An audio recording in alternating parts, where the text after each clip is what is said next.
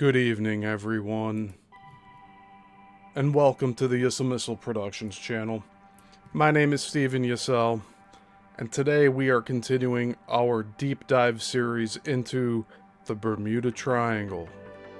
We're on part 33 today, and we'll be reading one chapter, again from the Bermuda Triangle II book by author Gian J. Quasar.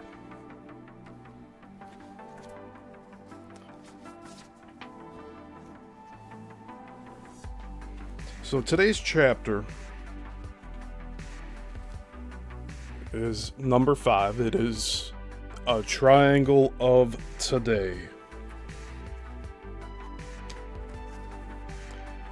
So I hope you all had a good week.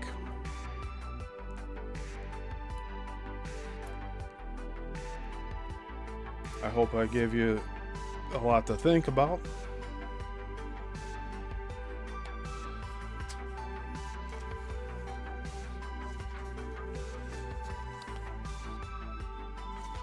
So we have different images from the book today that I photographed, and we're going to be looking at it here on this side of the screen. When the time comes, we will display it up there.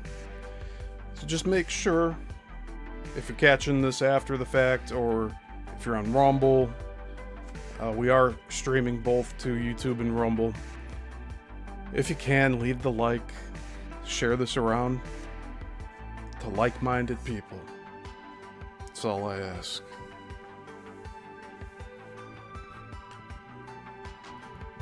The path is narrow here.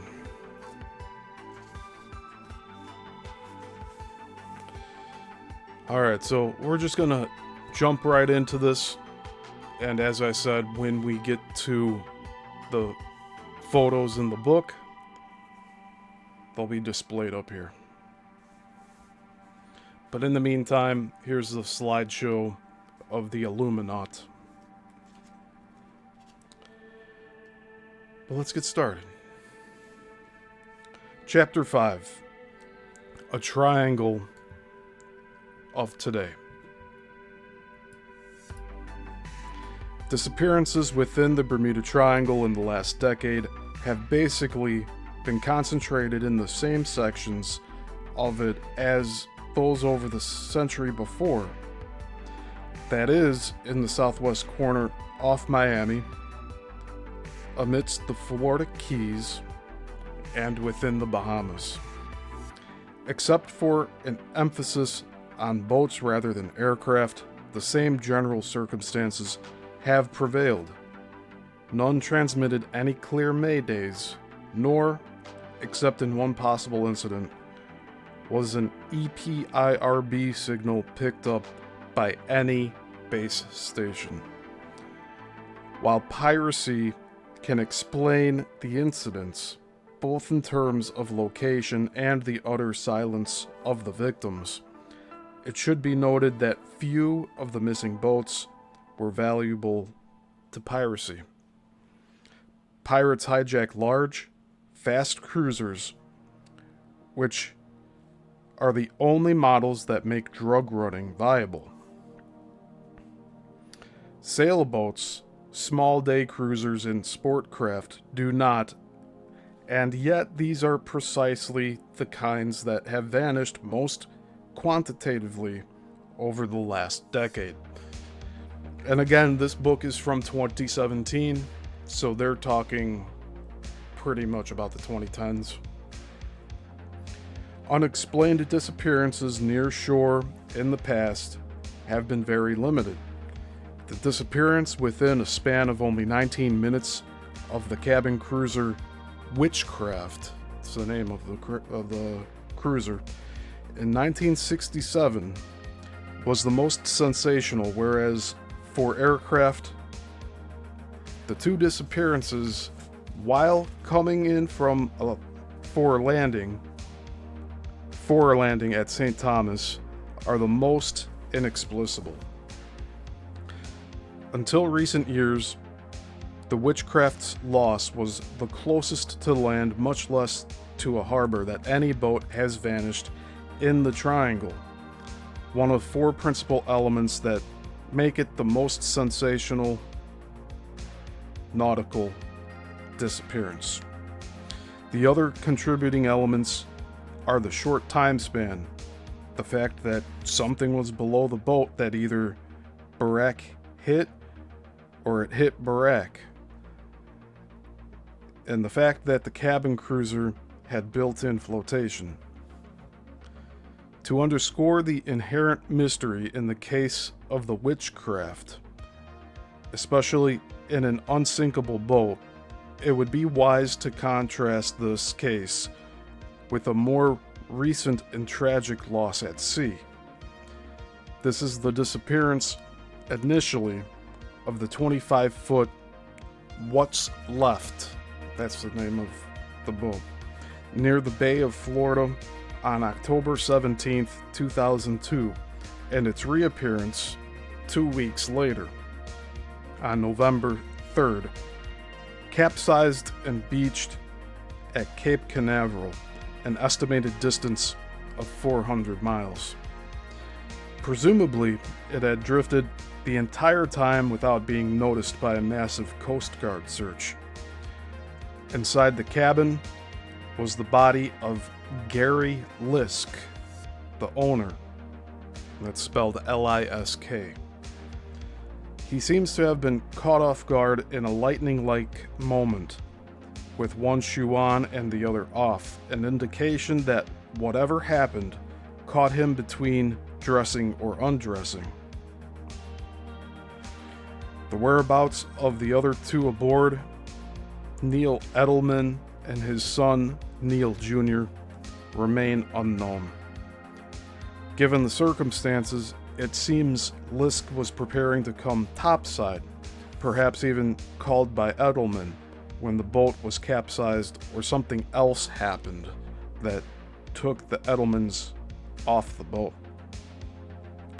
The Coast Guard speculated that the boat had drifted capsized.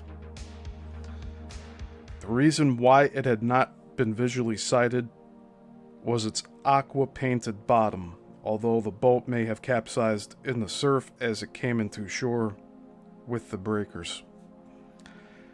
Yet by contrast, the witchcraft at harbor's mouth totally vanished, and did so in a brief interim between the call for assistance at 9:03 p.m. and the arrival of the cutter at 9:21 p.m. If one does not accept the extraordinary, then the only other possibility is criminal, intentional disappearance, an unlikely fit for the successful Dan Burak and his friend, Father Horgan.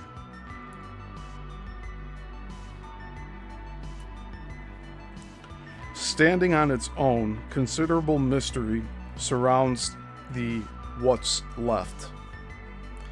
The trio's destination was the wreck of the California,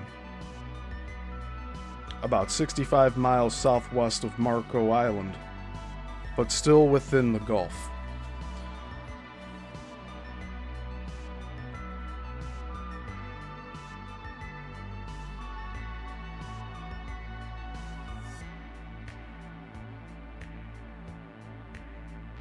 So the California is the ship they were going to locate.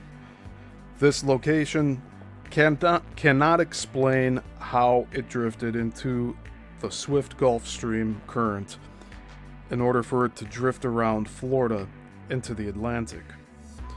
Nor can the speed of the drift be understood. It drifted 400 miles in only 2 weeks, a speed hard to imagine if it was capsized the entire time.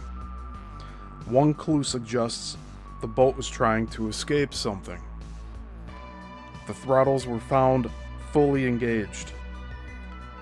Why then was the skipper, Lisk, inside the cabin and not manning the helm?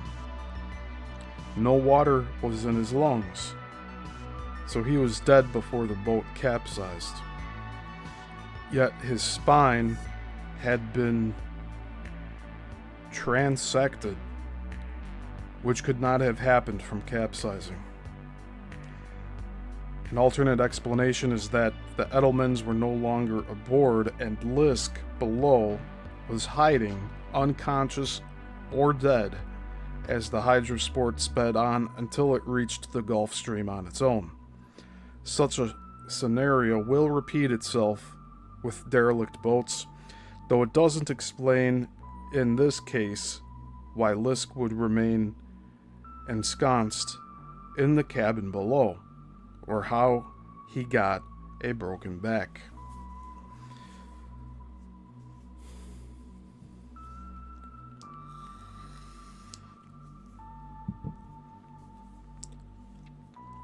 Similarly, on August 17th, 2009, a 22-foot fishing boat was found hard aground on a sandbar near the northern tip of Anclote Key, and that's spelled Anclote. Its throttles engaged and engine still running. The owner, Mark Portus, spelled Portus, had gone fishing near the key early in the morning, some 12 hours before it was found at 7:30 p.m. During the last decade, a number of abandoned boats turned up in unusual circumstances along the same track line between the keys and along the Gulf Coast, with a disturbing concentration around Anclote Key. A month later, on September 20th, 2009, the 16-foot sport craft of Paula Migliorini, and that's spelled Migliorini,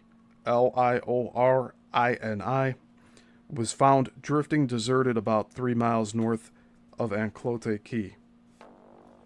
Her pet dog was still aboard, so were the keys and her towel.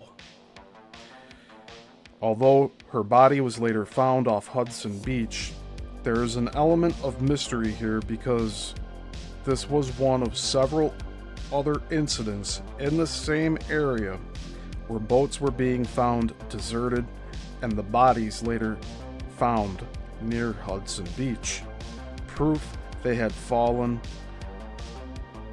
or been pulled over. Only the week before, on September 13th, 2009, a boat grounded near Boca Chica, Florida. The Coast Guard discovered it belonged to David Schermerhorn, and that last name is spelled Schermerhorn, and that he had been diving near Middle Sambo, a reef 5 miles south of Key West. During the Coast Guard search, the remains of a body were found with legs gone, but it was not clearly identifiable if the remains were Schermerhorn's.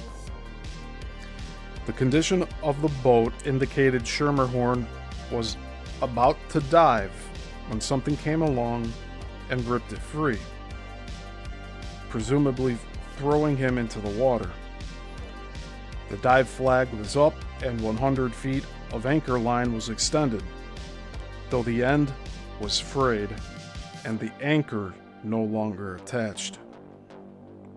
His clothes, cell phone, and wallet were aboard. Some clues do not add up. Chris Macquarie left Siesta Key on July 12, 2010 to go snorkeling, a shallow water sport, and he was due back by 8:30 p.m. that night.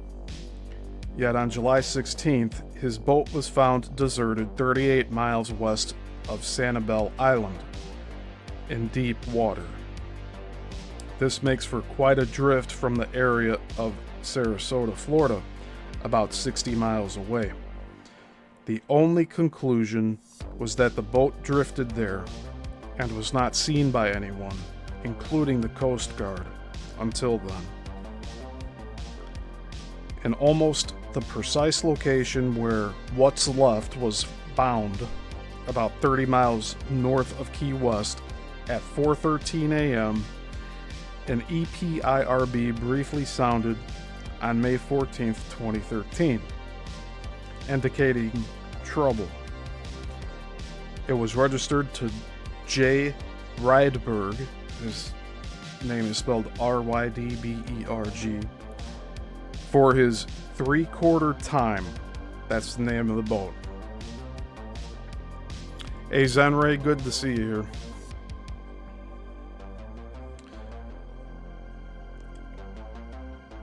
So it was registered to J. Rydberg for his 3/4 time, a 39-foot trimaran. He had left Fort Myers the day before for a leisurely cruise to Key West. Before Coast Guard units could overfly the area, the signal was quickly extinguished. The boat was soon declared missing. Strangely, however, at the end of the month, the trimaran was found beached in Cuba. Attached to it at the end of a line was Rydberg, dead apparently from drowning.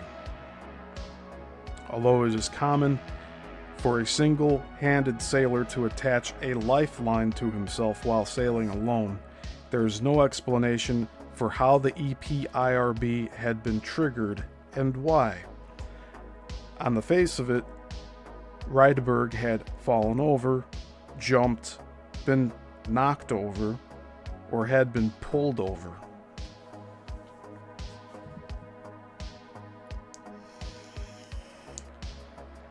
And this is a continuing theme here.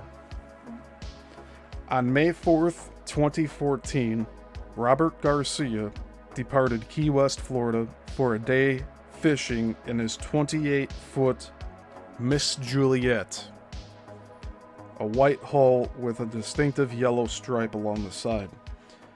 The weather was perfect. The trip should have been uneventful. No trace was found, even by fast response cutters like the Margaret Norvell. Unlike with the previous decades, closer to shore disappearance of vessels and, far more intriguing, closer to shore disappearances of crews from sound boats almost had become the norm in the 21st century.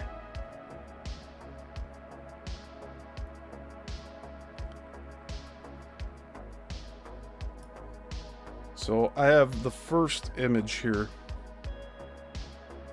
So we'll be looking at these images in the book, photographed and brought up here.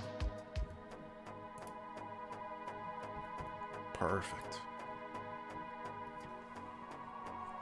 Hey Andreas, good to see you here. So this is on the page I'm reading right now.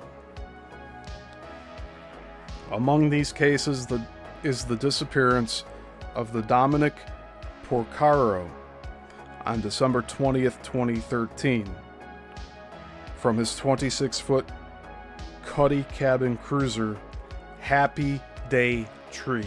That's the name of it. He had taken it for a cruise in Jupiter Inlet north of West Palm Beach. The vessel was later found ship-shape but grounded near Juno Beach in the Atlantic. An extensive Coast Guard search at sea, which included helicopters and fixed-wing aircraft, failed to find any trace of his body. The case was mysterious enough that organized crime was unfairly blamed. Ephemerally blamed. Dominic's brother John had been accused of having been part of the Gambino crime family and was even indicted in 2003 on charges of a telemarketing scandal. However, by this time, John had long vanished. In 1998, he had left his wife, Philomena, a note reading, quote, "Phil went fishing, got call, swordfish are biting. Love, Jay. I'll call you later." End quote. Rather, he disappeared and his car, cell phone, and keys were found at the Fort Lauderdale airport. The simplest theory, however, seems preferable. Since Porcaro had been arrested the day before for DUI, one theory offered that he had gone to sea without having fully recovered and simply fell overboard. In response to this, Maureen Porcaro, Dominic's younger brother's wife, declared that Dominic was an avid boater. Quote, "He's had many, many boats and has never had any problems." End quote. When accident seems improbable, intentional disappearance always seems a safe theory to fall back on, despite the fact that there is no evidence for it as well. Disappearances of this character not only happen frequently, they happen in circumstances that would seem to preclude any intentionality.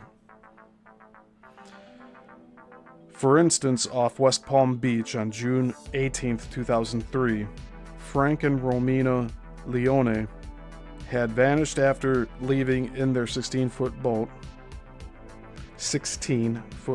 from Lantana Boat Ramp for day sailing. A search as large as the state of Georgia failed to uncover a trace.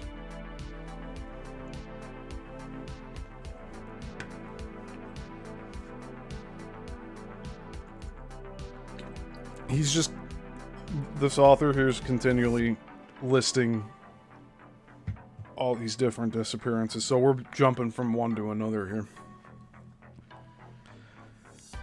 On December 20th, this time in 2009, it was announced that another boat had vanished, a 17-foot Key Largo with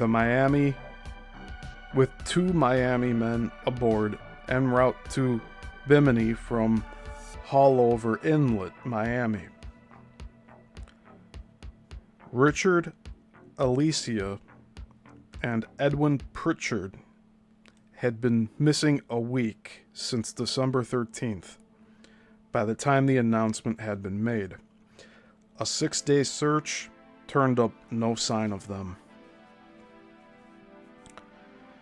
A controversial disappearance is that of James Trinidad,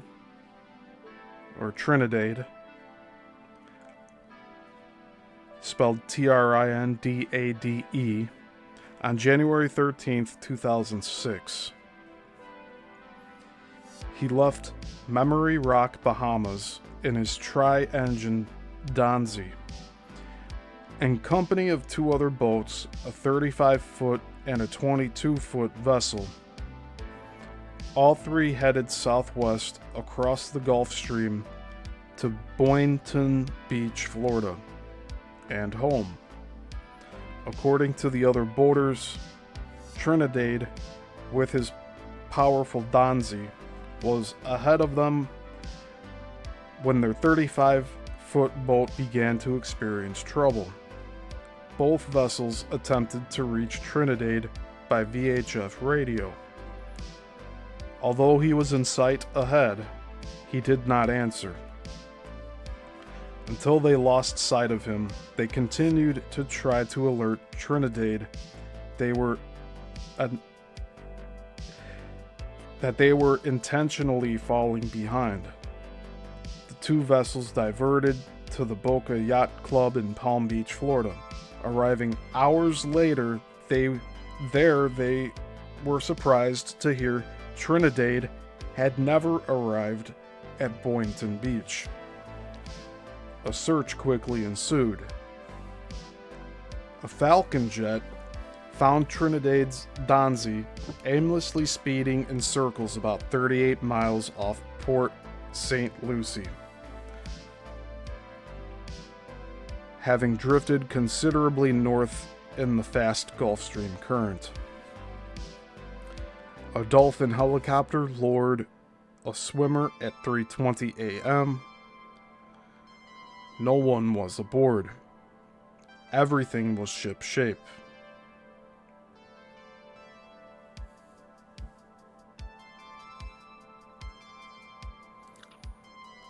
As Henry says, similar to missing 411 material. I mean, this is essentially what this is in a way.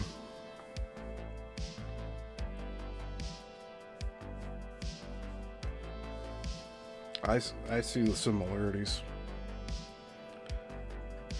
Sailor John Batchelor apparently met his fate near Memory Rock as well. Popular and well known amidst the sailing circuit, he was at 72, described as similar looking to Ernest Hemingway.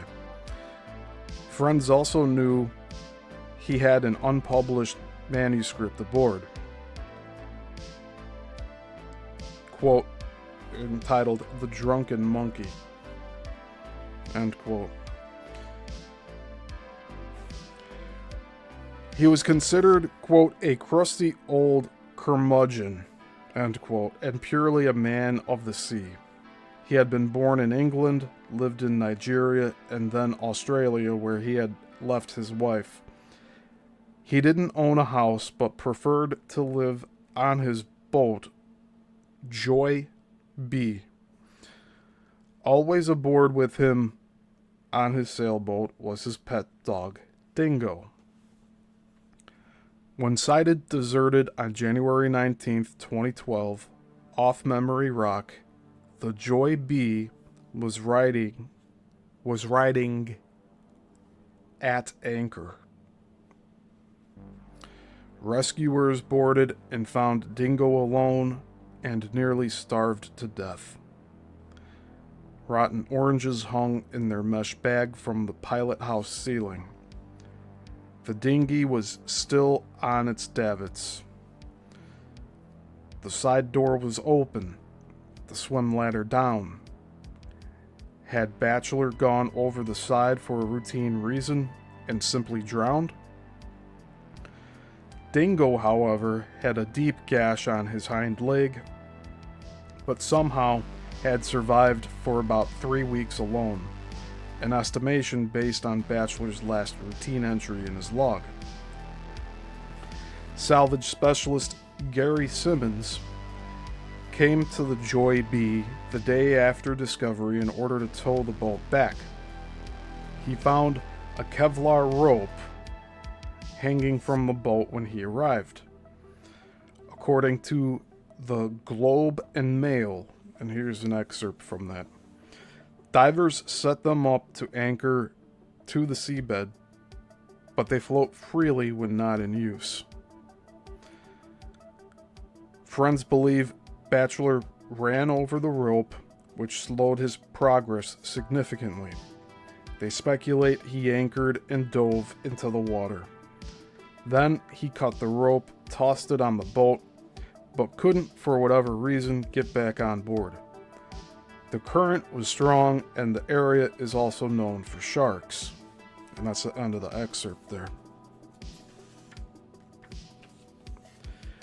An interesting theory, but for one factor. It does not explain the wound on Dingo. Like Rydberg, he also would have attached a lifeline to himself, and this should have been found trailing over the side. So we do have another photo here, or an etching.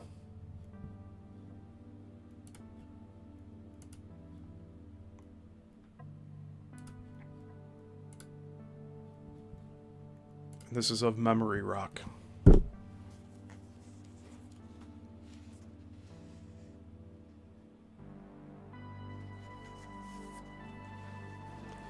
Moreover, why throw a cut line back on board when it is easier to get back on board and pull it up?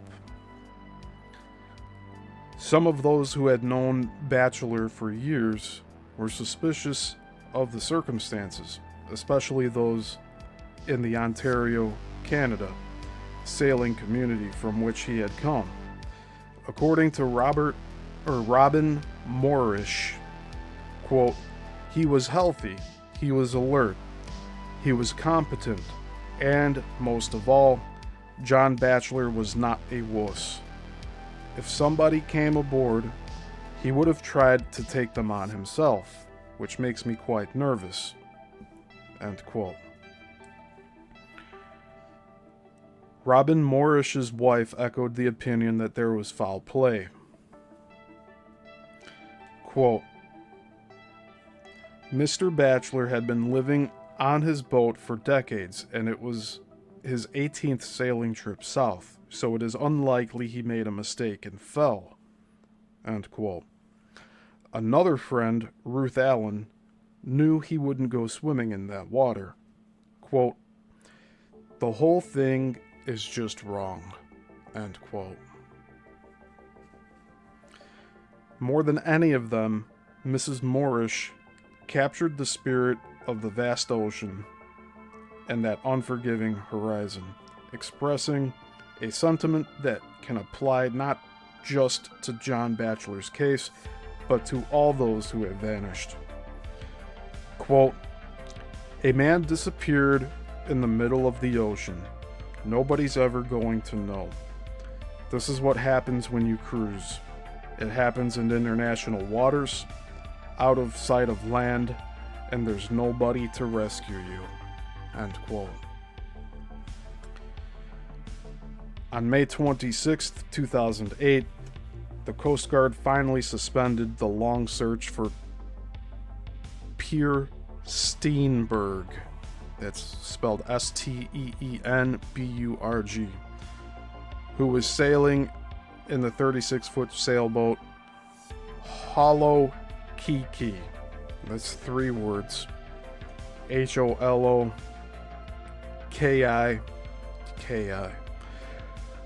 The vessel was first sighted abandoned by another boat drifting lifeless 20 miles north of West End, Grand Bahama, near Memory Rock.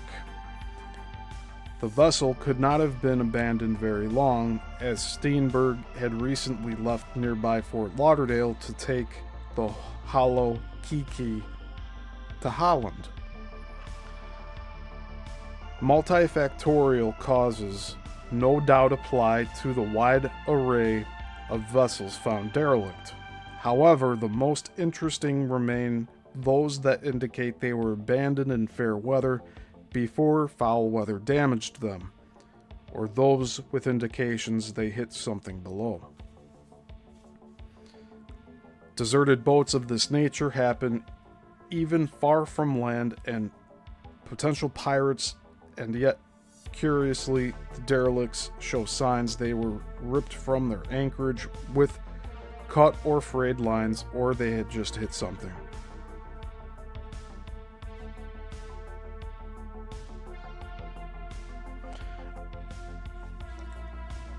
We're going to start another story here. Just give me a moment.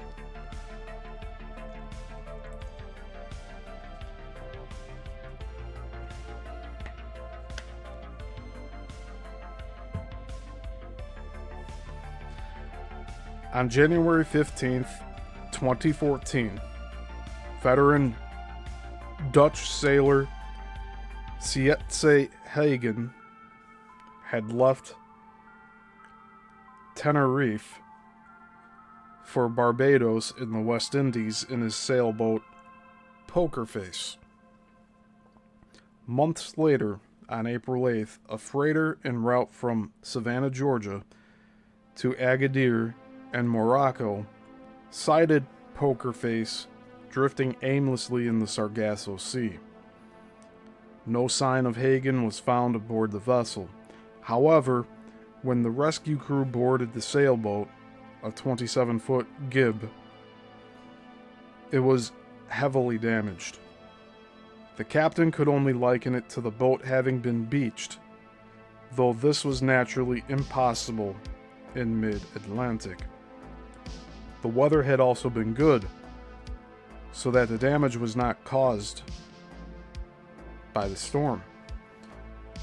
The paperwork was taken and the sailboat was sunk as a hazard to navigation.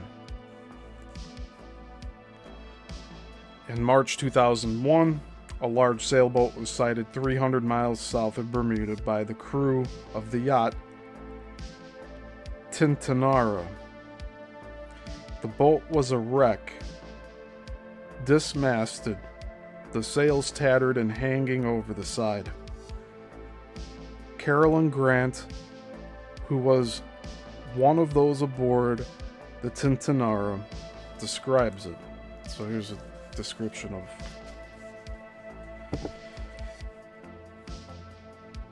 the name on the transom was Sophia, and the hailing port Nantes, France. It appeared to be about 45 feet with a center cockpit and an aft cabin. I'm not sure what make it was, but since the hailing port was French, I figured the boat was one of those weird-looking French designs. Regardless, the mast was completely gone. The only thing at the mast step was mangled stainless, which I assumed was a mast pulpit. The starboard lifelines were gone, which gave evidence that it lost the rig to starboard, and the scratches on the starboard freeboard added to the theory that it rolled or the rig went down on the starboard side. Shredded sails were dangling in the water from the broken forestay on the bow, and half the boom was hanging off the stern. The waterline had brown stains on it.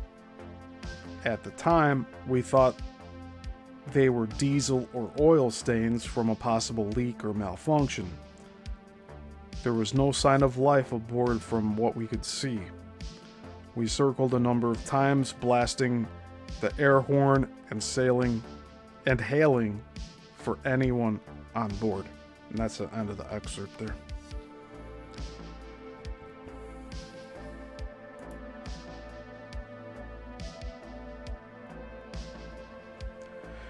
Despite not knowing the cause of what befell Sophia, Grant still expressed the anxiety that comes with finding a derelict.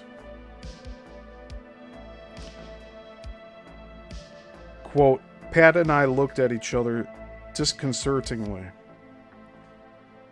Subquote, I don't like this. And subquote, I said quietly. Subquote, neither do I. And subquote, he replied. End quote. Tintinara was 550 miles north of Antigua, literally in the middle of the triangle, and equally far from any help for themselves if something should now happen. However, due to the calm weather, Tintinara's captain, Pat, was able to board the vessel. He was an experienced captain, and his eyes noticed much. The cabin was a shambles, but the boat was dry. There was water in the bilge, but not up to the floor. The boat had clearly rolled around. Everything was strewn on the floor. The vessel must have been derelict a long time. The paper products had all disintegrated, and he could find no logbook. He decided to scuttle the Sophia as a navigational hazard. Pat Grant had been right. The Sophia had been derelict a long time. A check with the Coast Guard confirmed that the vessel was reported missing a year before. They were thanked, Grant recalls, for scuttling the hazard. Pondering the mystery, Grant recalled that they continued to wonder what had happened to Sophia's crew. She had noted that the, quote, primary winch still had 3 wraps from the jib sheet, and the handle was still in the winch. Whoever was on board had been sailing her to the end, and most likely in good weather, because both companionway hatches were open. The deflated dinghy was lashed to the stern. The dinghy outboard was still mounted to the transom. End quote. Grant admitted that the crew considered many scenarios as to what might have happened. Anxious to know if the people aboard had been rescued, the Grants asked, but the Coast Guard never replied. However, Pat had remembered that alerts had been set up the year before for Sophia and St. Lucia. This appeared to be the same boat. She had departed France for the West Indies and vanished. The crew of the Tintinara had finally discovered her fate. Like so many other vessels, Sophia must have been near the triangle when whatever happened. Like so many others, the sailboat probably had drifted around the entire Sargasso Sea and came back yet again to reside in the heart of the triangle.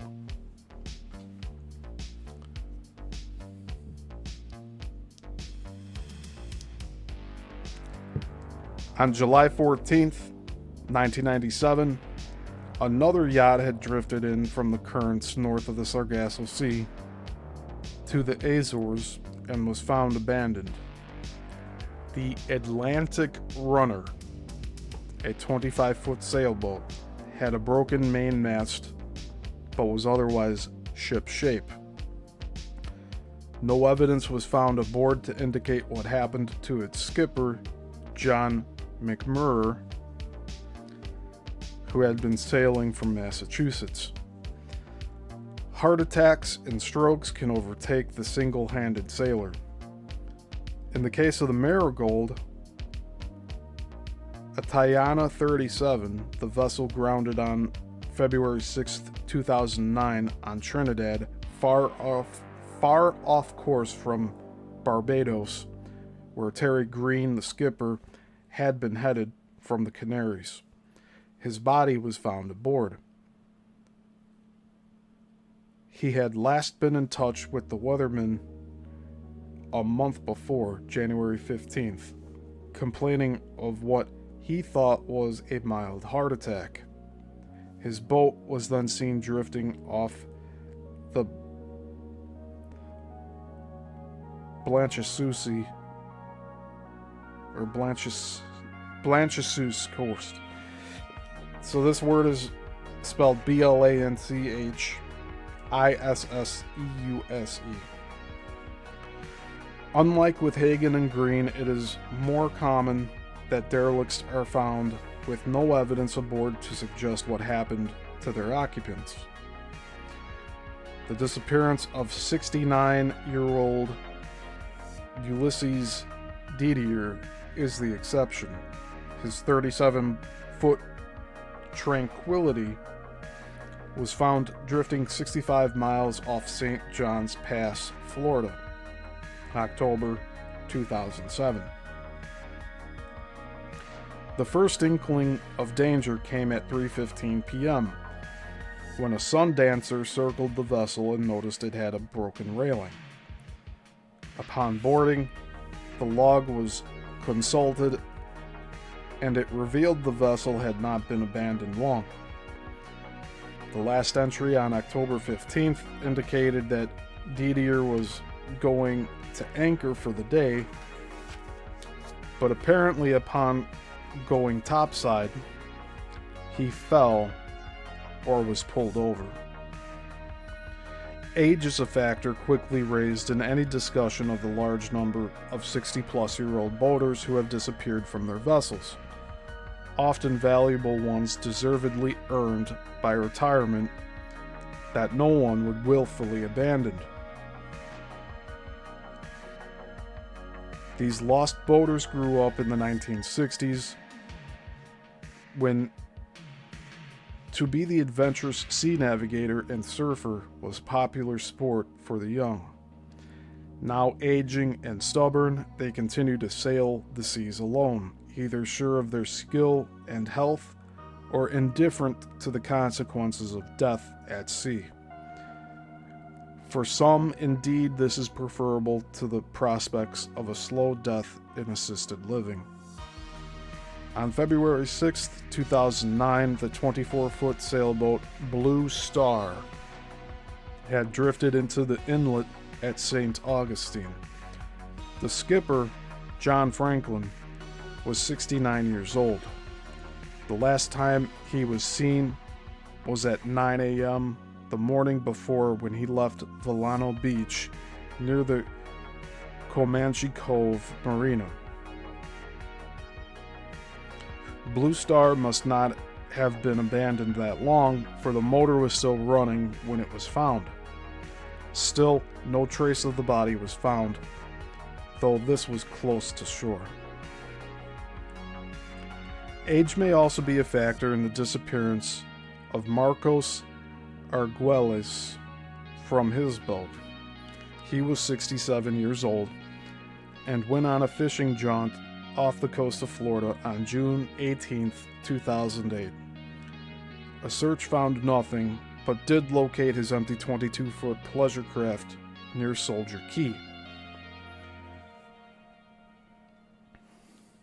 And this listing just keeps going.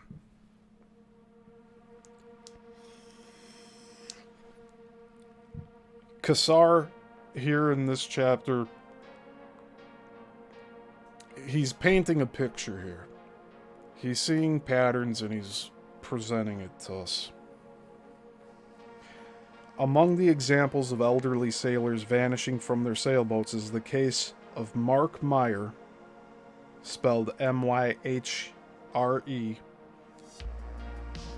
of 62 years old. Outside Miami Harbor on the ocean side of Elliott Key, his sailboat, the Galilean, was found beached on January 2nd, 2013. Meyer had last been heard from on Christmas Day by family members. It was simply assumed that Arend van der Hoven fell off his 23-foot boat on July 8, 2012. He had left the marina at 8 a.m., but did not return as scheduled by 2 p.m. A huge search finally found his boat drifting aimlessly south of Marathon in the Florida Keys. Regardless of the age of the individual missing, derelicts have long continued to turn up in similar locations. Decades ago, the missing occupants were often much younger than today's victims, since age is becoming an obvious factor today. One has to dutifully note that older sailors are far more common now than younger ones. The sport is not as popular with the young, and those still in business cannot afford the time. The so-called straw man arguments are asserted in an attempt to minimize the phenomenon of derelict vessels. These include falling over, the most common, from a variety of causes: heart attacks, strokes, going over the side for a reason such as to unfoul a line or inspect the hull, and curiously, even from panic. Some of these causes can explain derelicts in the triangle, but taken as a whole, the triangle's drifters are not so easily explained. Proponents who believe that the disappearances can only be the result of intelligence note that although it may be true that only individuals had been aboard most of these derelicts, it is nevertheless true that in no other section of the world's oceans do individuals fall over so frequently and vanish, despite the fact that the Mediterranean and parts of the oceans off Australia are heavily trafficked. It is interesting to note that in the case of derelicts where the sole operator was older, none of them except Green, the skipper of the Marigold, if they did suffer a stroke or heart attack, did so in a position where they might simply die aboard the vessel. In each case, it must have been where they would then fall over. A general pattern also seems apparent in the Bermuda Triangle disappearances. Once a close-to-shore disappearance was rare, and now it is largely the rule. Proponents of the theory that crews are being intentionally removed note that deep water sailing is not so common anymore and hasn't been since Florida's economic decline for the last 15 years, precisely the time in which disappearances have come closer to shore, as if whatever had been causing the disappearances no longer had the ample opportunities far out at sea and had, as a necessity, to move in closer to shore.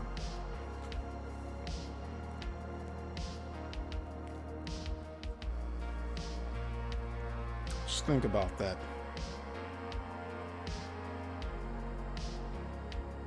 So this phenomenon isn't just happening in a single location. It's like seeking out these other boats because they're not going far enough into where the triangle's at.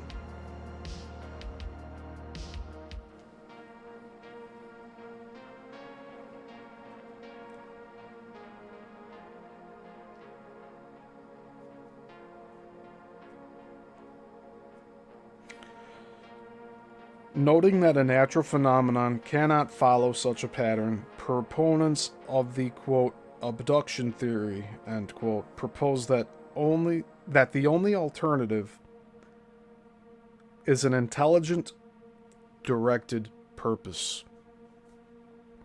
Believers in UFO abductions will raise a number of points, as we shall see, to not only assert a motive, but also the ability for how UFOs could do this.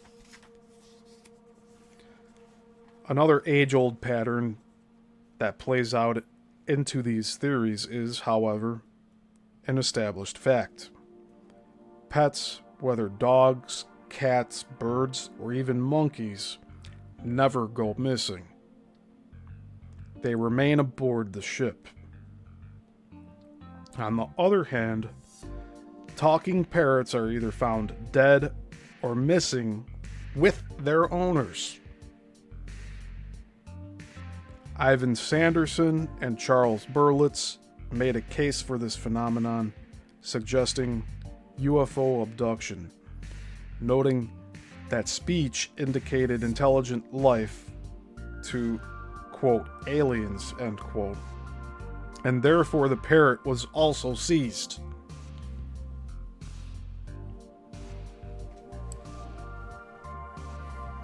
However, it should be noted that parrots have actually been arrested and questioned by police in regards to possible pirate connections. That's pretty funny, actually. Alright. Such was the case of Percy. Rented for a British teleplay based on the tales of Long John Silver, Percy let out with a string of filth just before showtime, including telling the director to bloody well, quote, bugger off, end quote. Although the actors considered this a normal response to any director, this did not reflect the fine Amazonian background the pet store had pitched to rent the parrot to the production company. It indicated a far more lurid background that brought the parrot in for questioning. Pirates, who are ranked throughout the triangle, would not likely leave a talking parrot behind to somehow divulge something later to the authorities that it might have picked up during the deadly encounter. Locations for derelicts nevertheless seem to follow the pattern of UFO reports. Anibal Rodriguez is another victim of mystery off Mayaguez, Puerto Rico, a location noted for decades for its high activity of UFO reports. His fishing vessel was found anchored only half a mile offshore, with nets still deployed. He had last been seen on Sunday, December 19th, 2004, and intended to return Monday early. If he had fallen off his boat, why did he not get back on? It was riding at anchor.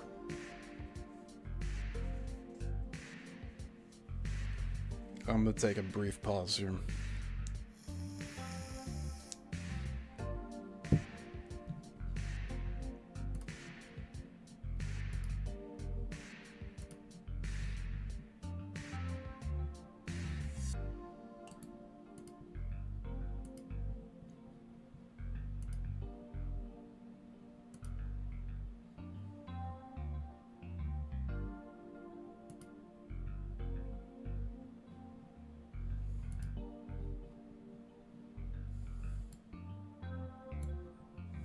All right. Because it's just more and more accounts. Like, it just bleeds one right into the other. On June 19th, 2009, 3 more fishermen had vanished near San Juan, this time in a 21-foot Grady White. They had left Pinones on Friday.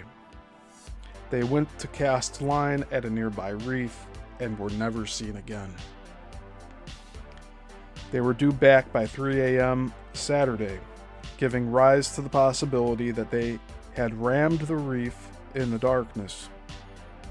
Without having found a trace, the Coast Guard Sector Commander, Captain Eduardo Pino, nevertheless said, quote, "This case is a regrettable tragedy and another reminder of the dangers and respect that we must have for the sea."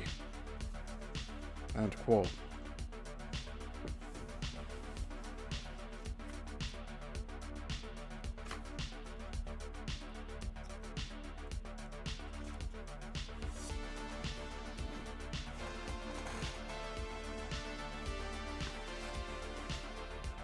The disappearance of Don Chepo is another case in point in the triangle's southern corner. She had left the U.S. Virgin Islands in St. John's, bound for Vieques Island on the eastern coast of Puerto Rico, and due to arrive there on May 15, 2008.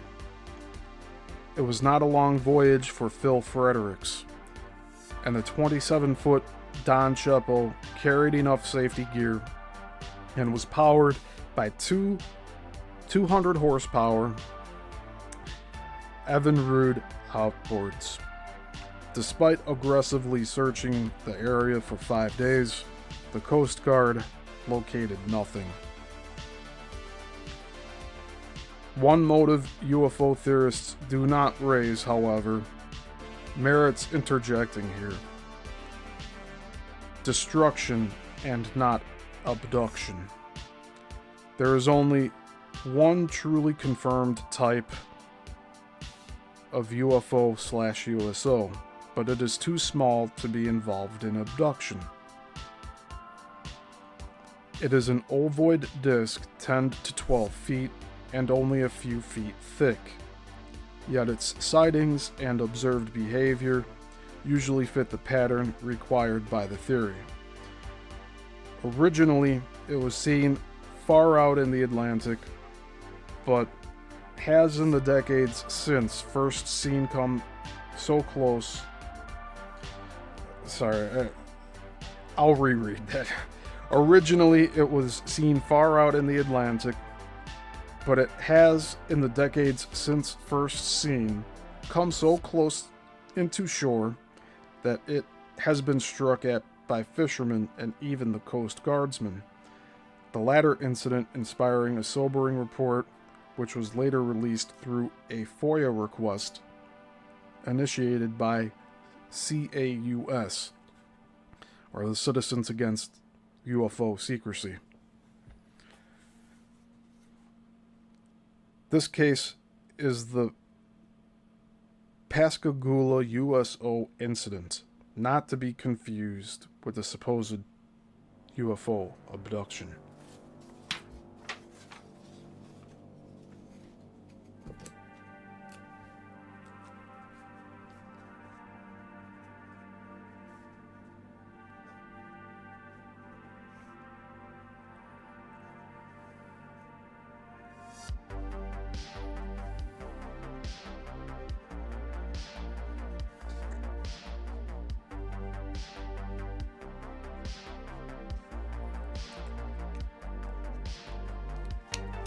On the night of November 6th, 1973, this ovoid disk crept silently into the shadows near Petit Bois Island. That's kind of weird. This is spelled Petit Bois Island, where four groups of fishermen, the Ryans and the Rices, were mullet fishing in skiffs. It had some form of light source on top from which it illuminated the water over it. After recovering from his surprise, Rami Ryan struck at it with his oar. The object was metallic. The group finally concentrated around it and struck at it more.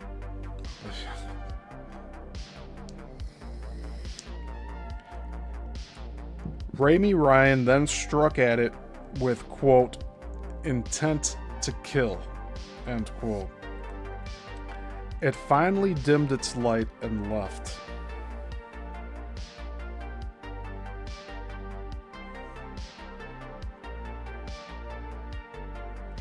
About 30 minutes later, he went to check on his fish buoy.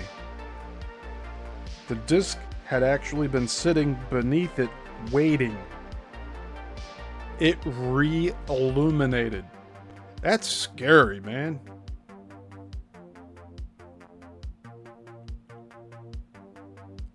What intelligence is behind this?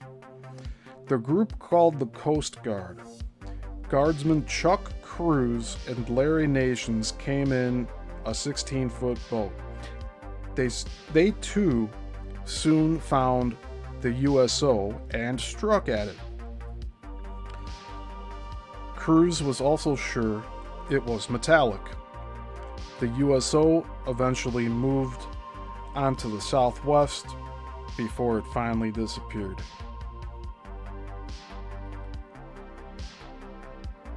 So it's like it didn't get the message the first time it got hit multiple times, and then went to go hide by the buoy that it was set out by the boat. And then once it noticed it was moving, it turned its lights back on. The heck is it doing stalking these people? And it only left after the second crew came through. This encounter was so startling that it was also reported in the local newspaper. Two officers, E.A. Wilbanks and Lieutenant Commander C.E.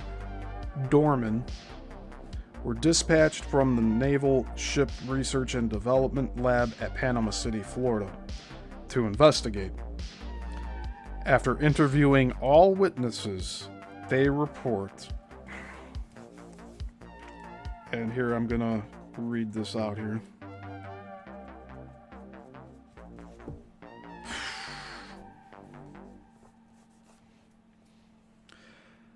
Light from object was directed toward surface. It appeared to come from a coherent source approximately 3 inches diameter, with a surface intersection circular or elliptical in shape, and approximately 10 feet by 12 feet in size.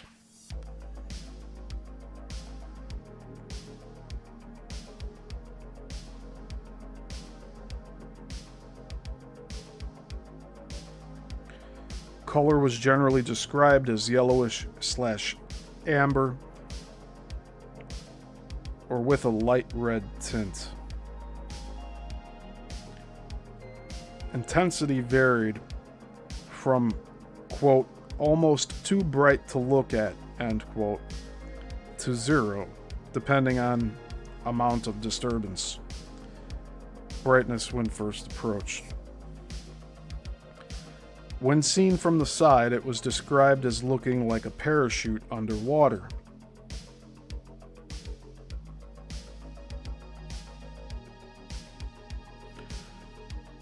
Object felt metallic when struck, but could not be consistently struck. Portion of ore underwater was not visible from surface when in light beam from object. Object, quote, turned off, end quote, when struck with beam from flashlight. When light removed, object re-illuminated to previous intensity in about 1 minute. In its generalized southwest travel, object appeared to stop when it encountered an anchored boat. It would then remain in area until disturbed for 15 to 30 minutes. And that's the end of the report. The first time such an object was seen and described, it was in the air skimming about 70 feet over the Atlantic. The date was August 4th, 1950. The report came from the captain and two crew of a freighter off the Jersey coast heading toward the Gulf Stream. It is contained in CIA files released under FOIA request.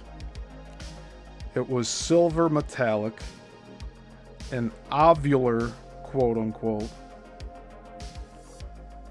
or ellipsoidal disc, and the captain marveled that it was only about 10 feet in diameter and a few feet thick. One of the other crew described it as an egg cut in half lengthwise.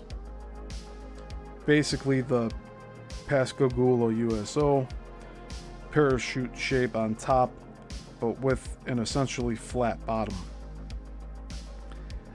It sped off toward Nova Scotia, following a path out of the triangle. Acknowledging the existence of these disks does not mean endorsing the, quote, UFO theory, end quote, but one can well imagine that the unexpected appearance of such an object off the beam of a boat, especially for a lone sailor, could result in them panicking and falling overboard. There seems no question the Pascagoula USO showed no fear and repeatedly wanted to find a fisherman while he was alone. The thin bottom sands of the Great Bahama Bank have been host to a strange phenomenon.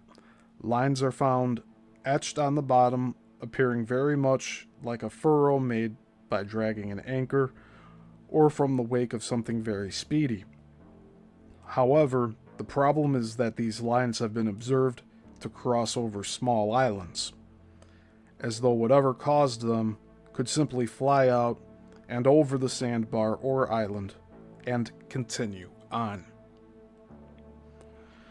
Groups of such underwater lights have been known to, quote, haunt, end quote, such places as Moselle Reef and Shoals near Bimini, and To be introduced later, larger versions up to 60 feet diameter have been seen below the waters of the triangle. Undersea unidentified objects have been reported in ship losses in the triangle. Reports of encounters with these objects tend to come from larger vessels since they more frequently survive the impact. While northeast of Bermuda in March 2000, the 770-foot Leader L was hit so hard by a, quote, metallic object, end quote, that it knocked a loose hull plate off, sinking the vessel in under a minute. Almost like that was strategically hit. It had 12 crewmen not been able to scramble off, the vessel would in effect have vanished. Off Tobago on April 11th, 2000, the 228-foot freighter Gran Rio R sent a weak message saying they had been holed. The captain requested a pump standing by at Crown Point, their destination. Though only 2 hours away, the vessel vanished. No GPS system triggered indicating the vessel had sunk, and the captain had not indicated there was an emergency. So a constant theme here is that like the SOS call and even the black boxes on these things are not going off. They're just straight up all electricity just being cut off.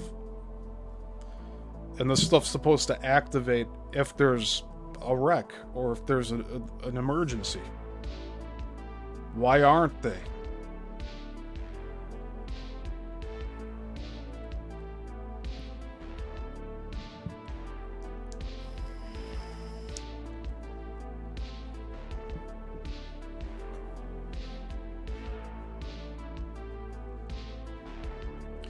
Two years later, in September 2002, the Fiona R, also owned by the Rambaran shipping clan, and with one of the owners aboard as captain, vanished somewhere near St. Vincent, with nothing more hazardous than a cargo of sand. Its GPS also had not triggered. On October 7th, 2010, the SS Mystic from Miami to Haiti hit an underwater object over Quasar Bank, that's S-A-L, and sank into the shallows. The 10 crew were able to get off and be rescued. There is a particularly disturbing and lightning-like disappearance that remains a curious example of unexplained causes in the triangle. The Extra Labor, that's the name of the vessel, was en route to St. Petersburg, Florida from Texas on September 29, 2007. Michael Swindle, the new owner, was an inexperienced seaman, so he had hired veteran sailor Lindsay Ford, it's Ford with an E, to pilot the 45-foot luxury yacht.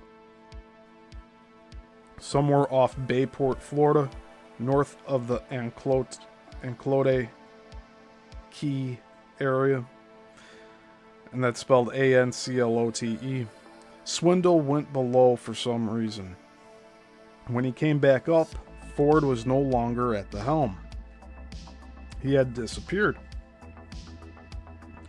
Swindle had heard no cry for help, nor could he see anybody in the water. The Coast Guard concluded, with a certain ambiguity, quote, "We have suspended our active search pending further developments, meaning if new information comes to light, we would consider resuming our search.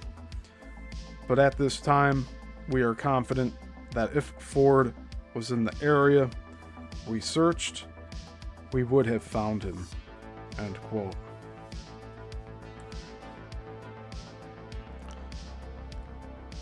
Coast Guard cutter Kodiak Island rushed to the scene of another incident on September 18, 2006. A passing boat 9 miles off Clearwater, Florida, south of Anclote Key, reported that an 18 pleasure craft, or an I-8 pleasure craft, was bound partially waterlogged. The fishing poles were still aboard, plus the food, cooler, and life jackets. The Coast Guard had not received any reports of overdue boaters that correlate with this case. On June 28, 2011, Randall Ward rented a 24-foot Hurricane Sun deck from Bahia Marina at Fort Lauderdale for a cruise offshore. He was expected back at 7 p.m. As the Coast Guard summarized, quote, "A Coast Guard station, Lake Worth Inlet, Florida, boat crew was immediately launched and located Ward's rented boat floating adrift with no signs of Ward." End quote.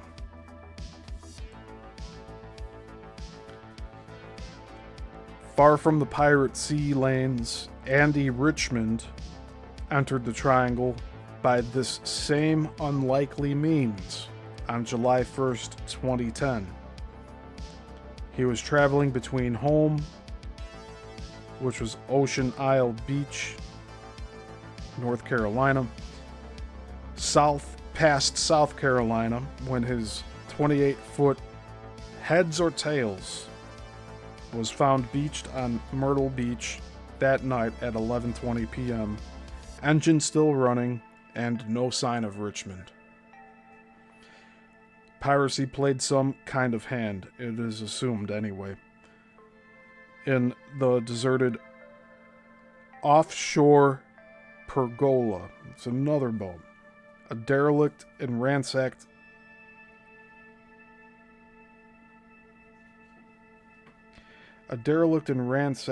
catamaran that eventually washed ashore in Guyana on April 17, 2015, but probably had been abandoned in the Windward Islands.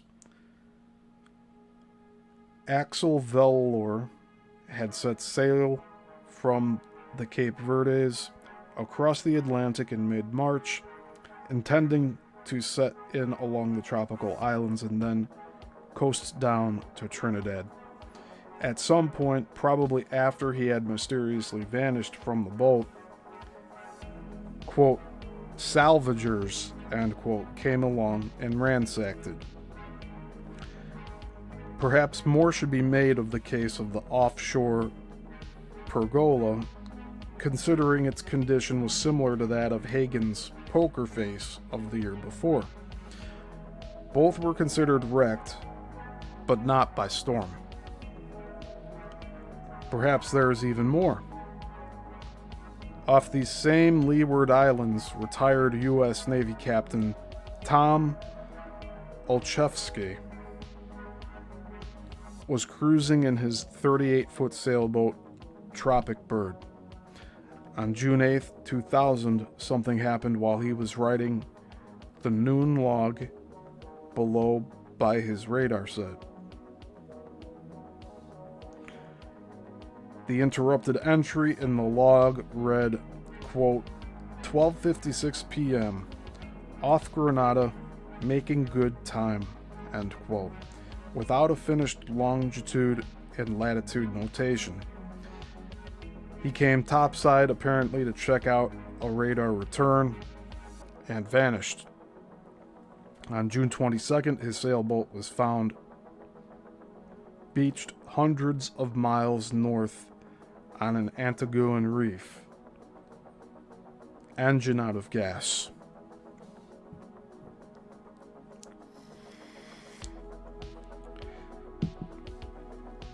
Investigation of single-handed derelicts often does not take place due to the assumption the skipper merely had fallen over. Boat ownership or transference is processed at shore, or sometimes the boat is just sunk at sea. The case of the Palangina II is typical. The sailboat was posted missing on January 5th, 2015, being then long overdue at Martinique. I don't know how to pronounce this. Martinique. Martinique. On January 21st, the International Boat Watch Net received the following information from the Elco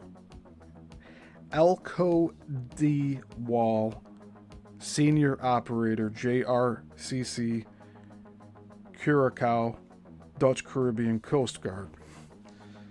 And here's the excerpt. On January 18th, 2015, S/V Palangina II found derelict within territorial waters of Honduras. Vessel had been towed towards port. Person on board still unaccounted for. Assumption is he fell overboard between 17th and 21st December 2014, north of ABC Islands. That's the end of the report. Abandoned boats are not the only mysteries in the Triangle in the last decade. Disappearances continue to occur, both of boats with individuals aboard and those with multiple passengers or crew. Although to the preferences of the present observer, the Yucatan Channel would seem too far from the strict triangle, it is actually much closer than those areas far up the Florida west coast, and certainly closer than the location of such famous mysteries often included in the Triangle's litany as the southern cities off Texas.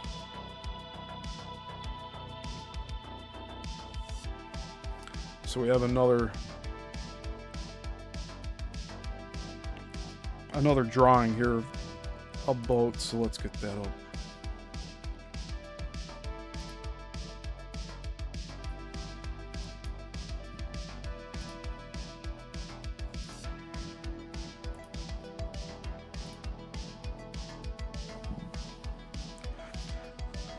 A particularly sensational disappearance here is one of the most recent.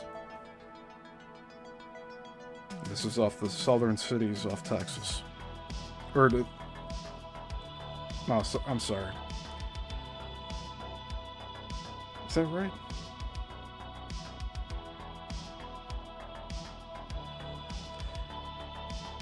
Southern Cities is a ship, I assume, off Texas. A particularly sensational disappearance here is one of the most recent. The 40-foot sports fisher Anastasia left Isla Mujeres on March 30th, 2016 to shark overnight off Punta Molas, Cozumel, with 5 seasoned captains and divers aboard. The distinctive blue vessel has completely vanished with no trace. There was no SOS.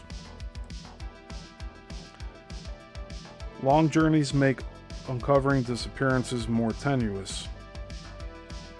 BOLOs, or be on the lookout for a vessel, are about as much information as there is. Such is the case with the yacht Lily Ooh La La, a 40-foot catch. Quote, all yachts in the Bahamas, T&C, Dominican Republic, virgins, end quote. Description. The Lily Ooh La La 40-foot gaff ketch, wooden spars, white hull, with green stripe along the hull shear line.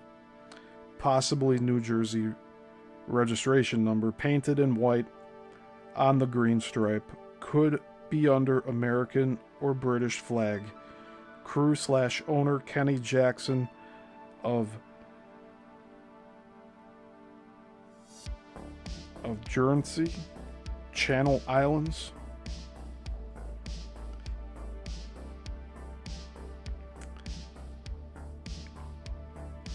That place is spelled Guernsey,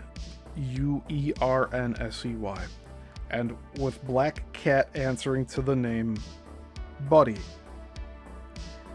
Yacht is equipped with VHF.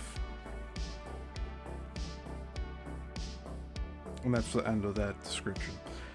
Jackson had left Charleston, South Carolina, March 23rd, 2009, bound for Nassau, Bahamas, with Buddy. After he, quote, uncharacteristically, end quote, did not update family and friends, calls to the Bahamian authorities could not confirm he had even made a landfall. Third-hand rumor had said that two other yachts, Bandario and Windstar 4, had seen the vessel, but this too remained unconfirmed. Without finding anything more, friends finally posted queries. The same mystery rings true in the case of No Patience, and that's KNOW, and the disappearance aboard of Michael Britt. Aboard his 36-foot Bento, he was headed to Jacksonville, Florida, and last seen by members of the Coast Guard cutter Kingfisher on September 15, 2011, only 1 mile off Port Canaveral, Florida. Since many boaters do not file boat plans, and day sailors don't intend to go far enough to do so, it is almost impossible to uncover just when a boat goes missing. Sometimes only flares are a clue to trouble, as in a case off New Smyrna Beach, Florida in January 2009. At 8 p.m., a vessel sighted, quote, multiple flares being fired off in the distance, end quote. The Coast Guard was quickly at the scene, but only encountered more red flares, 9 in all, which they could not trace. Other passing vessels also reported the flares. The Coast Guard covered a huge section of the ocean, but the result was not only negative, there was no one missing. No vessel had been reported overdue.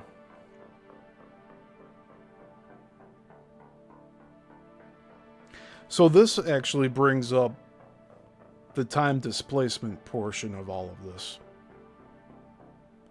Could those flares that were seen when there were no reports of boats missing, could that have been from a different instance, just playing out to these other people on the sea, but it was actually from a different time? There's time jumps and time skips and all of this stuff.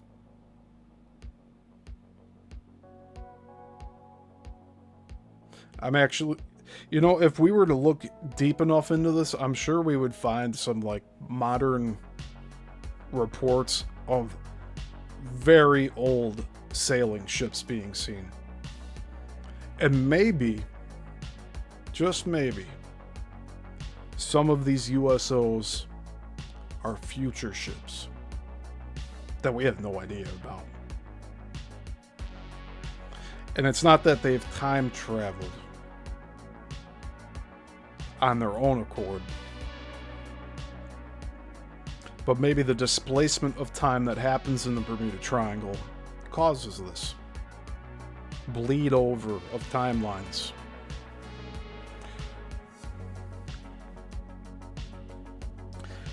let's get back to this same passage for no patience.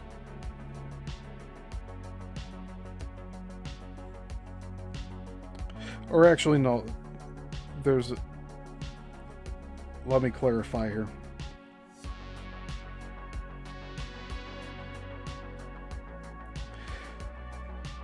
So, for this boat that was never reported missing, and they saw the flares, and then they called off the search, Captain Andrew Blom, spelled B-L-O-M-M-E, Sector Jacksonville, commented on the discontinuance of the search. Quote, "Every case is different, and we look at all the factors involved. We have saturated the area with air and surface assets, and we have had no reports of distress, and our search units haven't seen any sign of debris." End quote. Yet another tenuous disappearance is that of the Delilah. All that is known about the vessel is that its operators were using an essentially obsolete frequency that was soon to be officially discontinued, which is 121.5 megahertz. Hey John, good to see you here. We're just going through different lists of missing vessels here and the situations that they were involved in. If you're just tuning in now, it's all good. A mayday from the vessel had said they were about 140 miles off Savannah, Georgia, with 6 people aboard, and they were taking on water. The person sending the mayday even got so specific as to describe the vessel's hull scheme, which was blue in color. The Coast Guard responded en masse with several aircraft and 2 fast cutters, the Yellowfin and the Spence, but no trace was found. The call came out of nowhere on July 8th, 2008, and then receded away. It should be noted that similar calls have been received over the years by Florida base stations, to the effect that a boat, which can never be traced, is taking on water, and people are presently abandoning. In each case, the Coast Guard rushes to the scene, never to find a trace. It is as if the same event keeps replaying, at least over the radio waves. So this brings up the conversation of ley lines acting as a magnetic VHS tape. At least over land, ley lines can record high energy events that are replayed over and over again. One specific area in particular that I think that happens in is Gettysburg.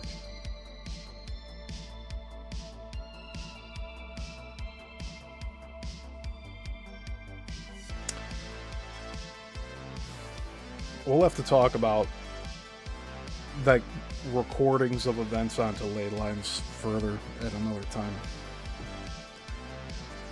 Either one accepts some distortion of time and space, or hoaxers are cruelly at work, not only endangering the Coast Guard by sending them on pointless missions, but wasting millions of dollars and funds that are better spent elsewhere in real rescue operations. The possibility of a hoax cannot be ruled out in this case, since the 121.5 frequency does not have that far of a range as the one that has now replaced it, the 406 megahertz.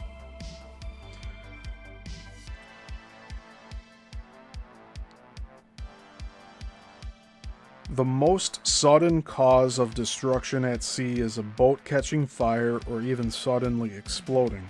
In the busy waters of the Triangle, however, it is hard for such a tragic event to go unnoticed. For instance, on August 6, 2013, 26 miles east of Bimini in the Bahamas, and a 35-foot fishing vessel suddenly exploded, sending not only a loud and disturbing boom over the tranquil waters, but also a tall plume of black smoke over the horizon. Other boats were soon at hand, but only found debris and no survivors.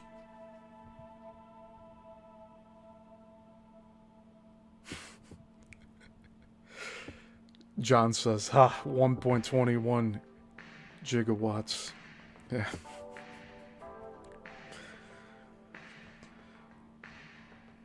Except in this case, it's 121.5. But yeah, the numbers still play out. In the case of the disappearance of Glenn Brandt, there was no search, only alerts. He had left Nassau on May 9th, 2010, in his large 46-foot charter yacht, Genesis. He had reported that he would refuel at Marathon Key, Florida on May 15th, but never arrived. Urgent marine information broadcasts went out, plus alerts for boaters to be on the lookout. Brandt is simply another example of a boater who silently vanishes. The disappearance of William Brown is hard to explain. It was October 5th, 2010. The weather was good. It was daytime. He left his houseboat to row ashore at Geiger Key Marina to pay a court fine. When he was reported missing, police boarded his boat. They found his dog Nadine and his cell phone. Brown was never seen again, nor was his dinghy. In these same waters on March 4th, 1996, 26-year-old Thomas Crocker was moving a 22-foot sailboat from Garrison Bight Marina on Key West to only a few miles away to Peninsula Marina on neighboring Stock Island. Yet he never arrived. The water began to blow a bit, but Crocker was an experienced sailor. The water is shallow. If the boat went down, where is it? The course says it must lie in these aquamarine shallow waters. In fact, it does not. For many boats, their disappearances are summarized only in alerts. Overdue notices were placed for the sailing vessel Sinbad, a 50-foot yacht bound from Bermuda to the Azores, June 8th, 2013.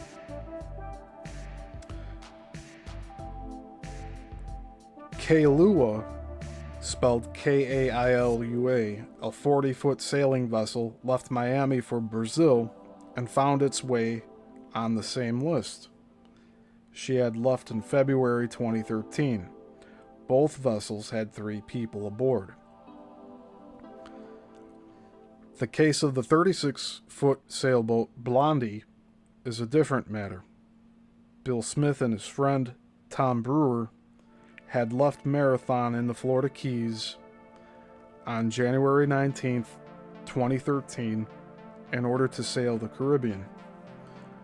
Both had labored extensively to get Blondie ready for a 3 to 4 week cruise. There were rumors in the Boot Key Harbor Cruisers Net, a gossip pipeline for boaters, that a life ring had been found in the Gulf, though this was not confirmed and even more so soundly doubted because it was up current from the direction Blondie had taken.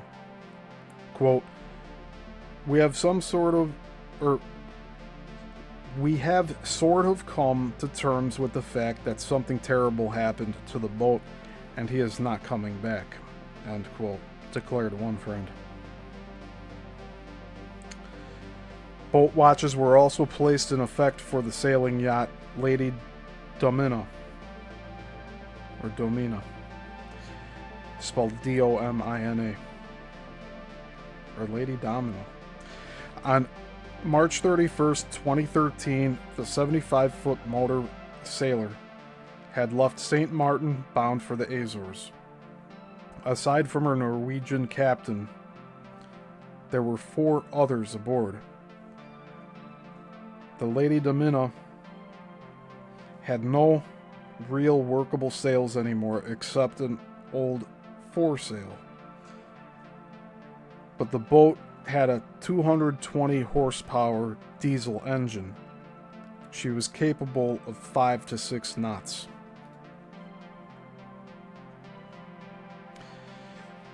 Working backwards in dates reveals alerts issued for the following. No definite word ever came back about the S/V 2 captains, overdue in September 2009, through an EPIRB, though an EPIRB was supposedly picked up briefly. Banana Split was posted overdue at the Bahamas in May 2007. Sailboat Johannes overdue with no word, April 2007. Chloe overdue from Havana to Isla Mujeres, February 2006. It just keeps going and going. Overdue from Trinidad to St. Martin was the sailboat Marsal, spelled Marsal, January 2005. At the end of the month, the boat washed up on the beach in Venezuela, completely deserted. Welsh Dragon left Florida for Holland and vanished November 2003. The Hudson disappeared for some time at sea until finally found 900 miles northeast of French Guiana, abandoned July 21st, 2003.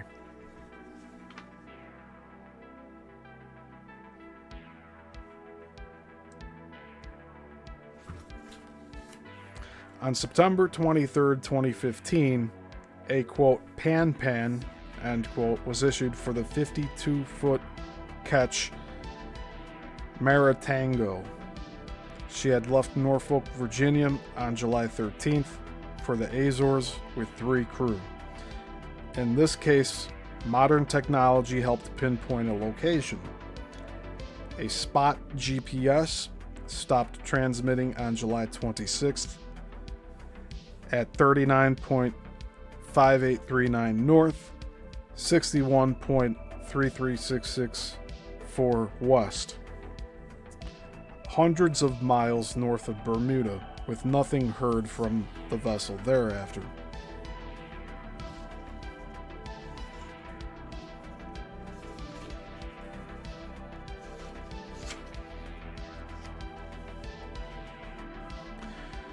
Usually the location would be considered too far north of the triangle.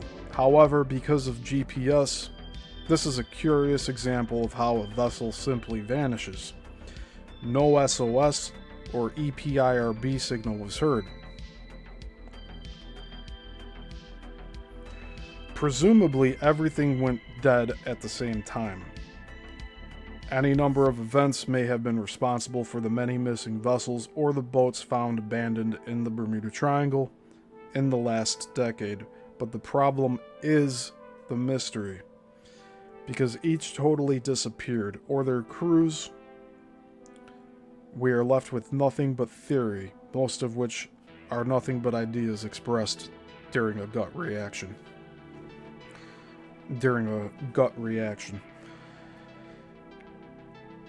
Discussions over theories can become so heated that those arguing can lose sight of the fact no one theory can technically account for all of the losses. Even more insidious to serving the subject, isolating each case and simply reacting to it thwarts linking the similarities that exist in many of the cases. Opting to believe a favorite theory does not magically make it into a fact. Falling overboard is a favorite option to endorse in the case of derelicts, except that any serious theory must take into account the broader picture painted by the unsettling studies of the 19th century that show more deserted ships are found in the Bermuda Triangle than anywhere else in the North Atlantic, a phenomenon which continues to this day, only with the addition now that it is more prevalent closer to shore than in the past. Aircraft disappearances present different challenges, often more puzzling ones because of the limited factors that could contribute to their vanishing. Pirates cannot board them in midair. Pilots don't fall out or intentionally go over the side to repair anything while in flight. Flight plans are mandatory so that all aircraft can be tracked and identified. Travel between long spans is much shorter time-wise.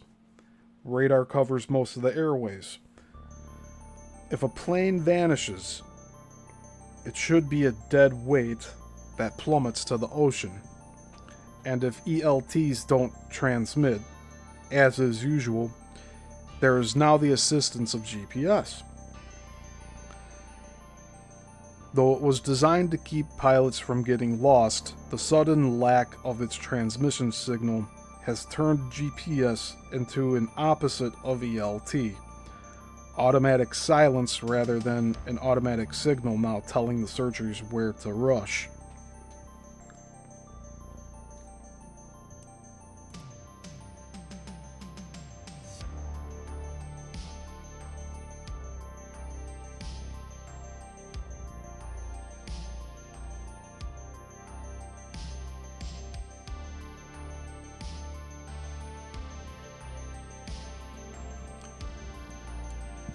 I missed one of your comments, John. John said, I have been deep diving on this subject. Great to see you, Stephen. It's great to see you too, John.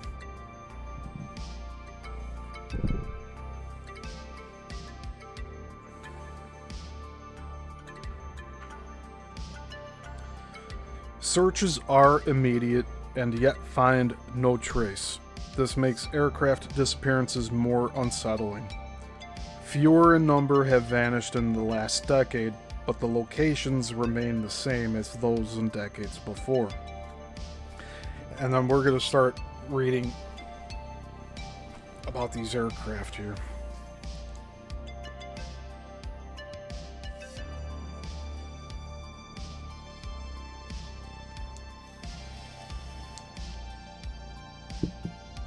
We got like 6 to 7 pages left. Just giving you all a heads up.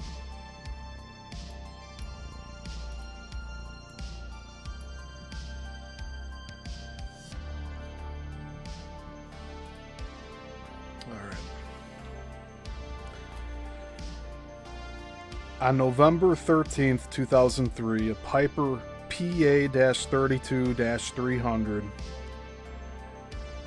N8224C went missing after leaving Staniel K. Exuma's only pilot on board.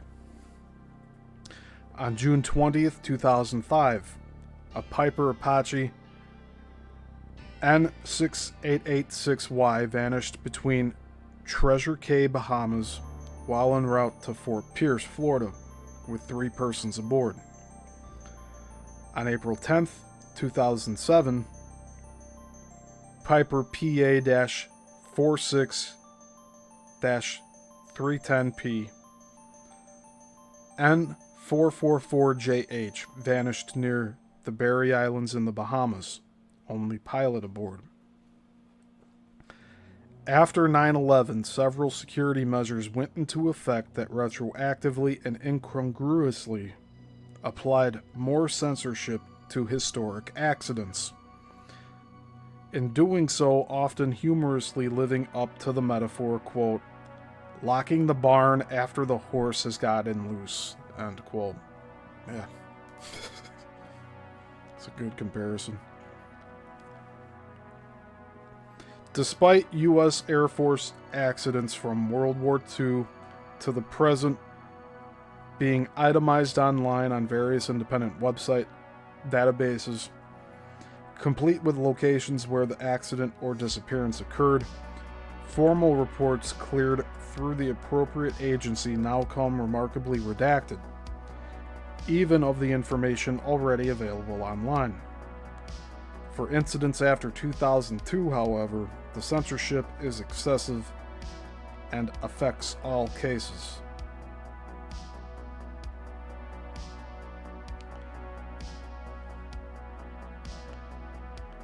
As a result, it is almost impossible to discover the disappearance of Air Force aircraft since that time.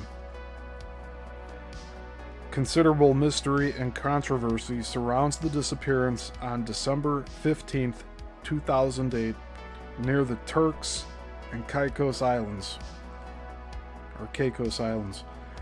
of a 3-engine Britain-Norman Tri-Islander Mark III N650LP with pilot and 11 persons aboard.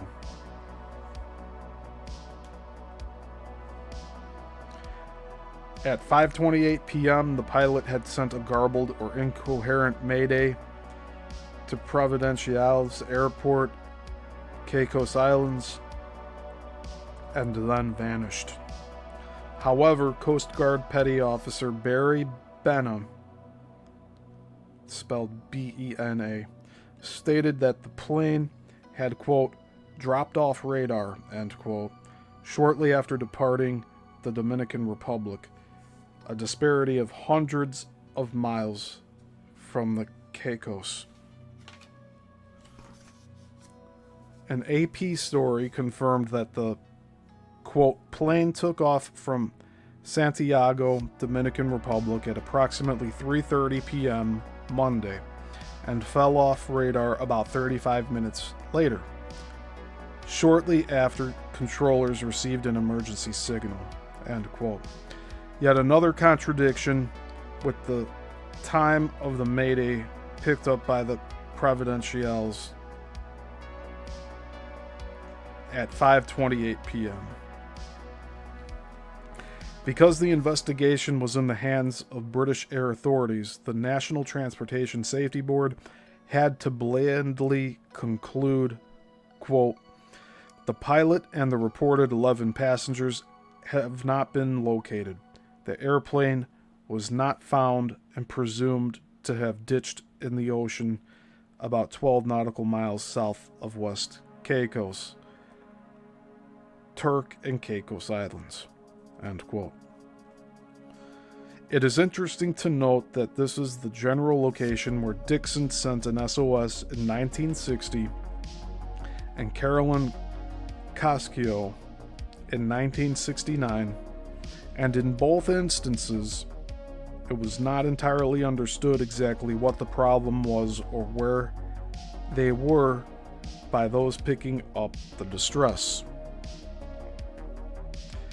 Exactly as in the case of the Tri-Islander, which apparently did not exist on radar for an hour and a half before its mayday was heard.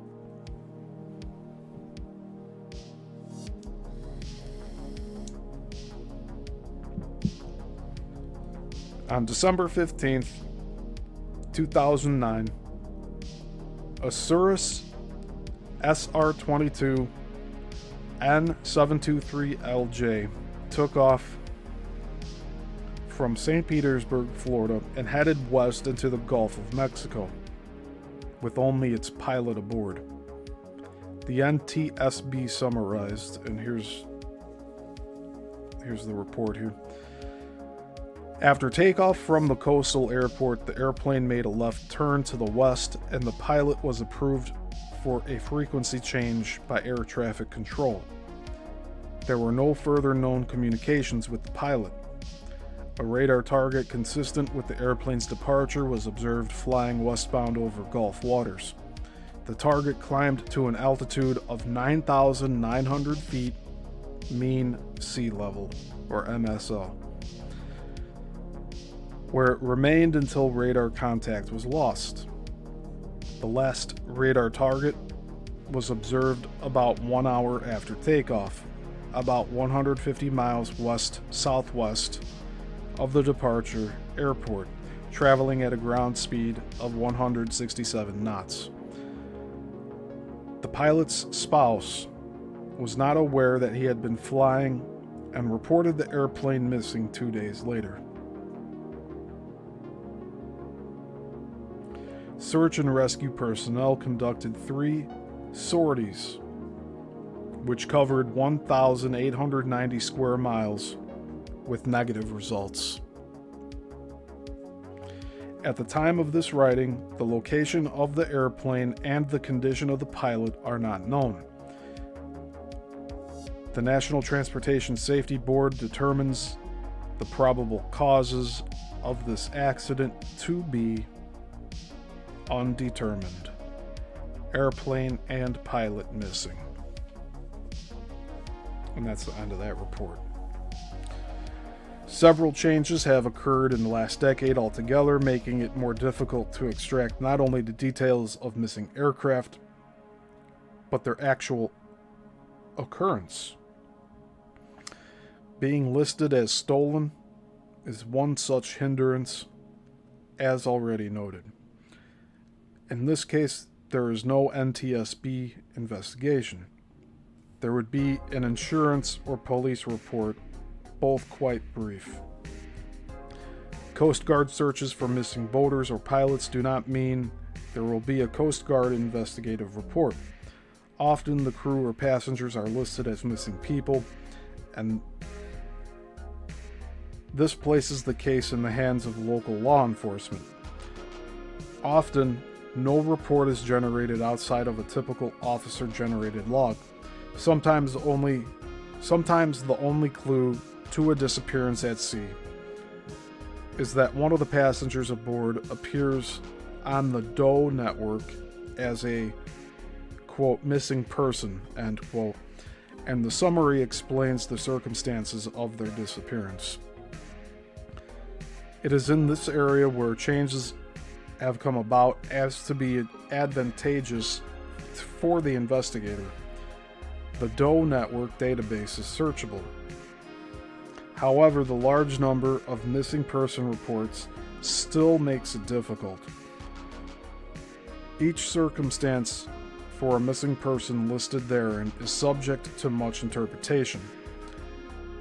In the long run, all that can be definitely ascertained is that the people who are missing at sea have indeed vanished.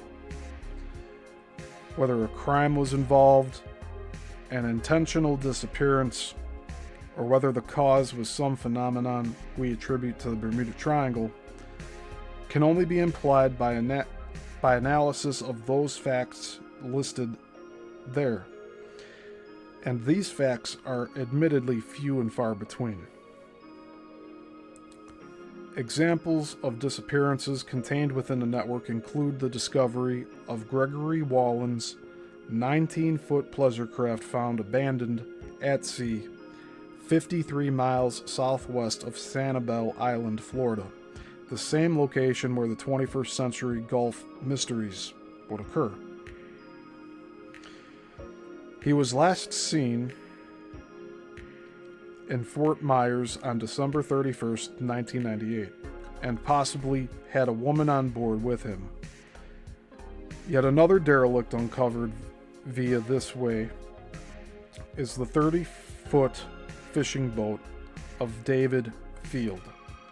He was last seen at the Summit's Landing Marina in Meco, near Melbourne, Florida, on March 27, 1993, and then later called one of his employees at his car dealership to tell him he was fishing 30 miles offshore.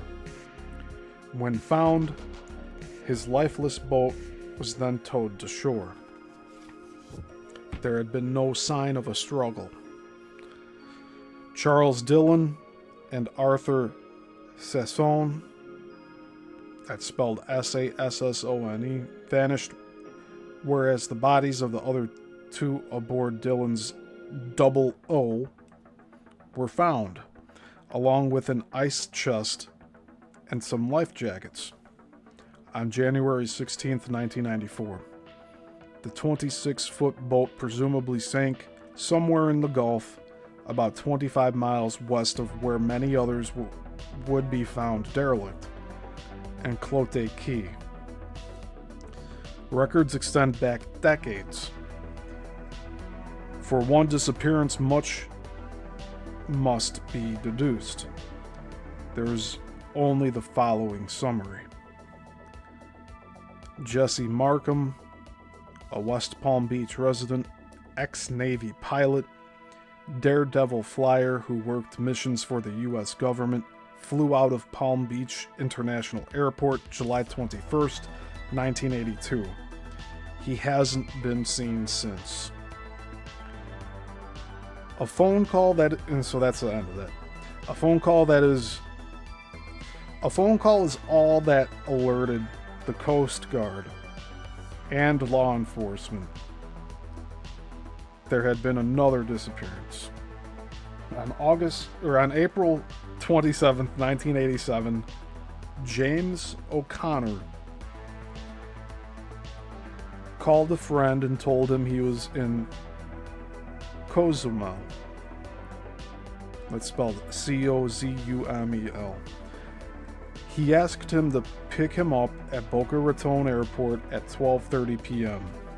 Accompanying him was Dennis Behr, that's B-E-H-R, of Dania Beach. They never arrived.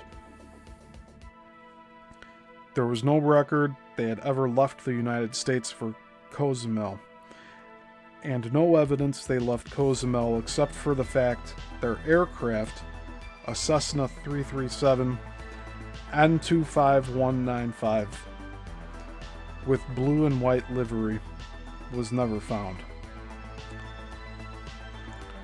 Departing from Dinner Key Marina on December 6, 1983, Art Carver and Kevin Wadsworth headed to Bimini in a 21-foot Enterprise. They were never seen again.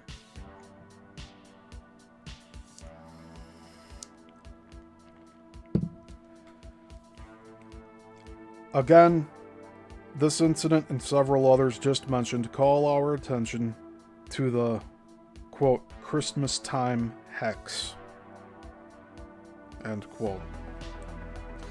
A surprising coincidence if these disappearances are just a result of statistically acceptable accidents of unknown origin. Details must be provocative in the case of the 46-foot Richardson yacht Sea Fever, with 4 persons aboard, 2 men and 2 women, including Angela Westbury, to warrant the final conclusion, quote, foul play is suspected, end quote. The vessel left Jacksonville, Florida on December 1st, 1984, so the 4 could vacation on the boat in a cruise of the Bahamas. However, the yacht was recorded by U.S. Customs at Grand Cayman Island, west of Jamaica, on December 14th, 1984. Quote, it is not known if Westbury was still on board at that time. Neither Sea Fever nor Westbury have been seen since. Her sister reported her as a missing person to authorities, end quote. For the vessel to appear in Grand Cayman when the cruise was set to the Bahamas may have been enough to make the Coast Guard suspicious. The island appears to be a link in a drug smuggling or white slavery chain from Florida to the Bahamas and into Central and South America. Weeks after the 185-foot freighter Freedom disappeared in January 1989, a diver claimed to have seen a coastal freighter at Grand Cayman. When the ship had left Florida, it was supposed to be going to Haiti. Definitely in another direction from Grand Cayman. To compound official suspicions, the vessel carried a ne'er-do-well German named Florian Borsch, who had, for whatever reason, invited 23-year-old journalist student Linda Bishop to accompany him so she could see the conditions in Haiti. They were never seen again. Doe Network records are, of course, dependent on whether the missing person was ever reported therein. But though they are spotty at the best of times, they go back many decades and include hard-to-explain cases like the simultaneous disappearance on April 16, 1973, of William Forshee, spelled F-O-R-S-H-E-E, his son William Jr., and their two friends aboard Forshee's boat near Marco Island, Florida. Sheriffs found Forshee's truck and then the boat, but the four men were never found.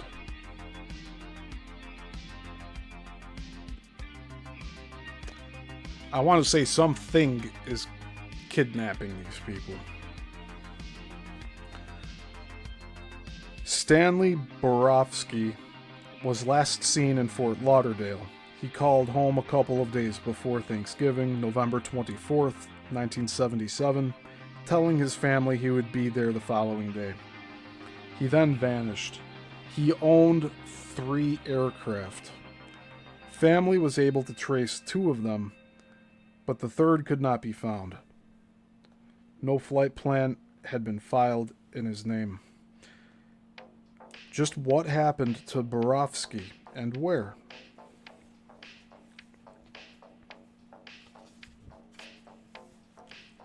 We got about 2 pages left here.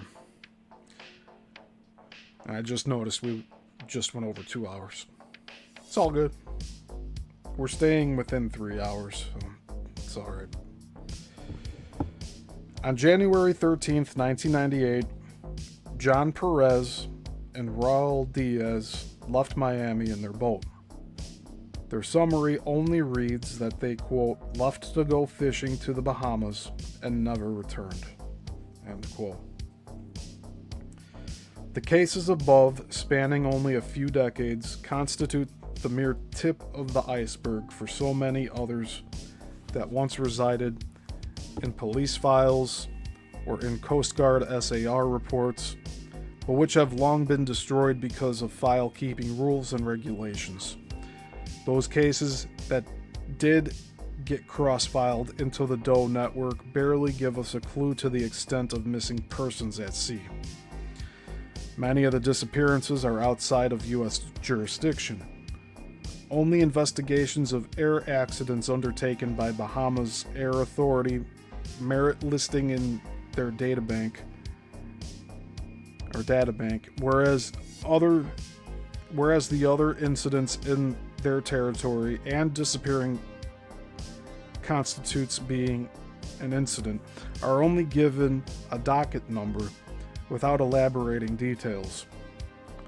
Almost all investigations undertaken by them in the 21st century have been of aircraft accidents near an airport, of those that were either arriving or after having just recently taken off. Disappearances in mid-flight between far-flung destinations which with few exceptions constitutes most cases in the Bermuda Triangle, are not something for which one will readily find an entry in their databank. The Bahamas are a national Venice in their way. Rather than a city with streets of water, the Bahamas is a nation where cities and islands are connected by a highway of water and air, neither of which make it easy for investigators to venture far from the island airports. And if there is nothing tangible to investigate, such as is obviously the case in a disappearance, there is simply no investigation. On the other hand, NTSB will at least investigate the circumstances of a disappearance, including weather data, family information, medical certificates, any clue that might shed light on suicide, pilot experience, or structural defects. Information in the Bahamas must be gleaned from other sources if one wishes to establish some details about disappearances.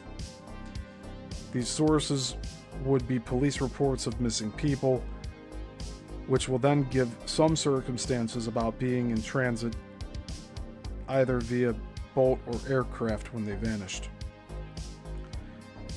Some facts from accident reports prove interesting reading, especially as some seem to support very unofficial theories that there must be some as yet unknown force at work in the disappearances in the Bermuda Triangle.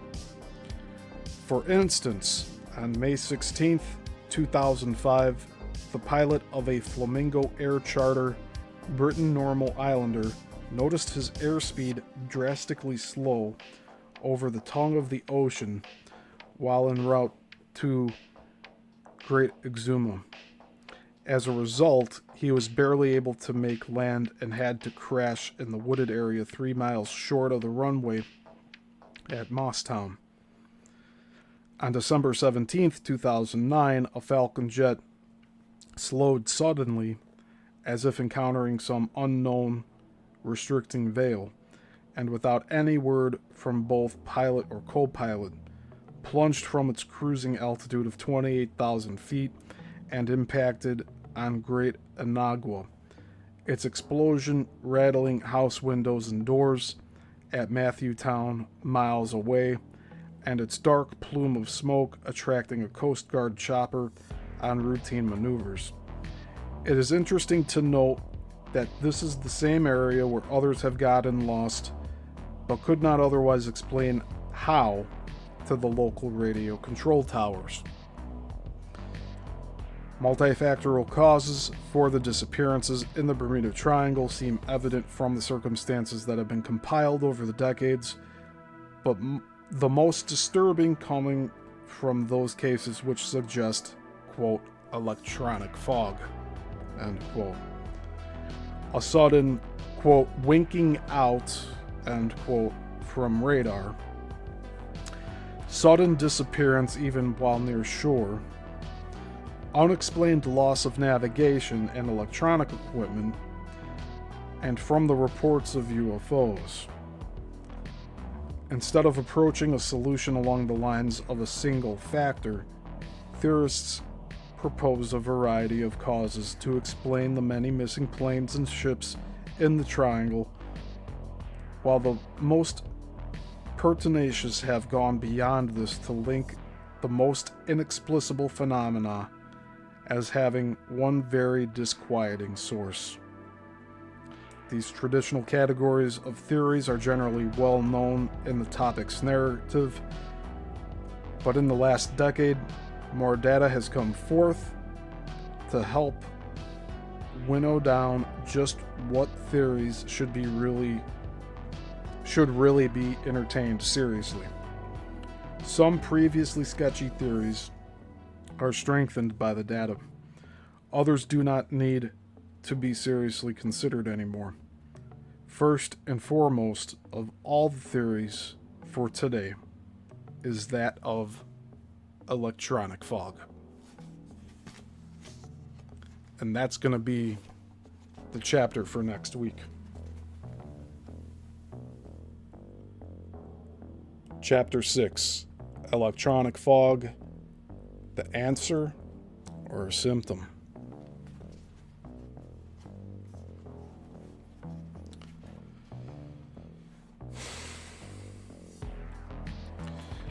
Those pillar clouds, I think, have something to do with this also. And then those USOs just hanging out near the boat after it got whacked. Like it didn't get the message to leave. Not sure what to think about all that.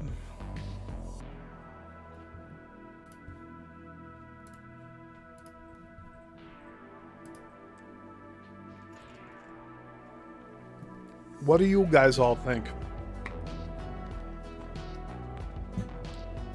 Let me know in the comments here, especially if you're watching after the fact. Share your thoughts. Let's get a conversation going. Right now, I'm thinking a lot of this is time displacement, space displacement. Some intelligent forces behind this, or multiple intelligent sources. There's also the Earth, the Gaia, where this is apparently... I had mentioned this actually in Coral Castle, in the deep dive over there. This is really something with, like, the soul of the Earth. And that in the Bermuda Triangle is where all this is. Like, it's in that location.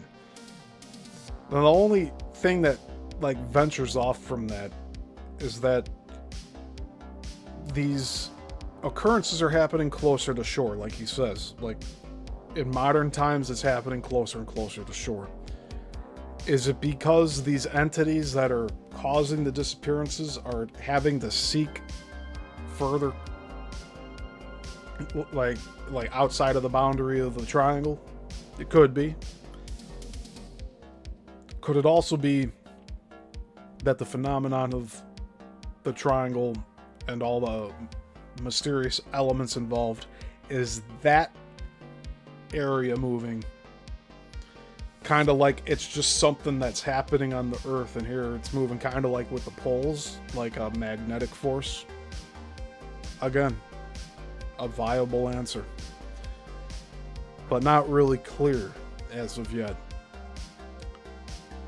And we've been doing this close to a year now, and all we've gotten really is the time and space displacement, the pillar clouds, the electronic fog, people missing, but the boats and planes derelict, so nobody on them, with the keys in the ignition still, with the pets still on board, except for the talking parrots for some of them that had parrots on them. So what is it? The fact that the USO was just like floating around the boat, and they hit it with the oar to like see what it was, and then hit it several more times to see if it would move and go away. Like, it didn't leave. It went over by where it was anchored in by the buoy, and then it turned its light back on when they were pulling the buoy in. Oh.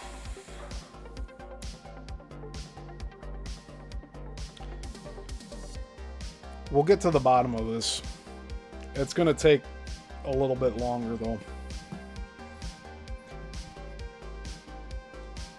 So we'll be reading, since I took several weeks off from doing this show over the past year, because I every week was just not manageable for me. But we're here now at 33 parts into this deep dive series. We are on the third book, and we should be finishing that up at the end of next month. I haven't decided which book we will look into after this one, but this one's delivering a lot of valuable and well-researched information. And again, the author, he has many books out about similar things. He has an Amelia Earhart book, which I picked up. Also, the Flight 19, the Avengers disappearance. 5 airplanes just go missing.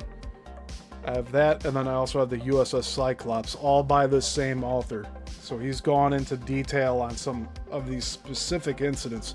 An entire book about one incident, an entire book about the other. And then an overall coverage of Amelia Earhart. So there's more we're going to be looking into this.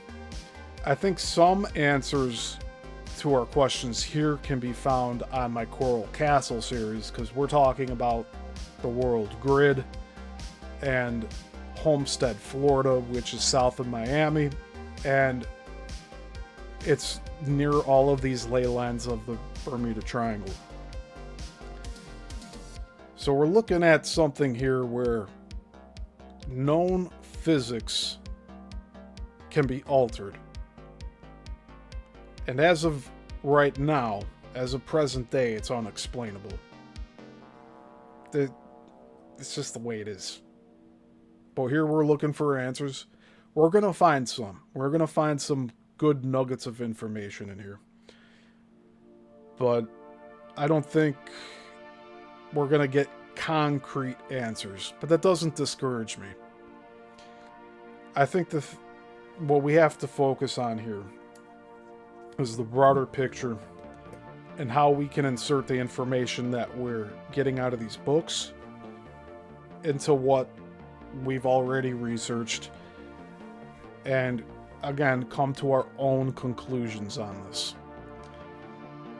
So I encourage all of you out there to research this on your own, to try to find more information. We glossed over so many different disappearances today, and especially last week had over 250 cases. I mean, we're talking just page after page. Like, these are all missing ships and planes. That's a lot of cargo. That's a lot of people.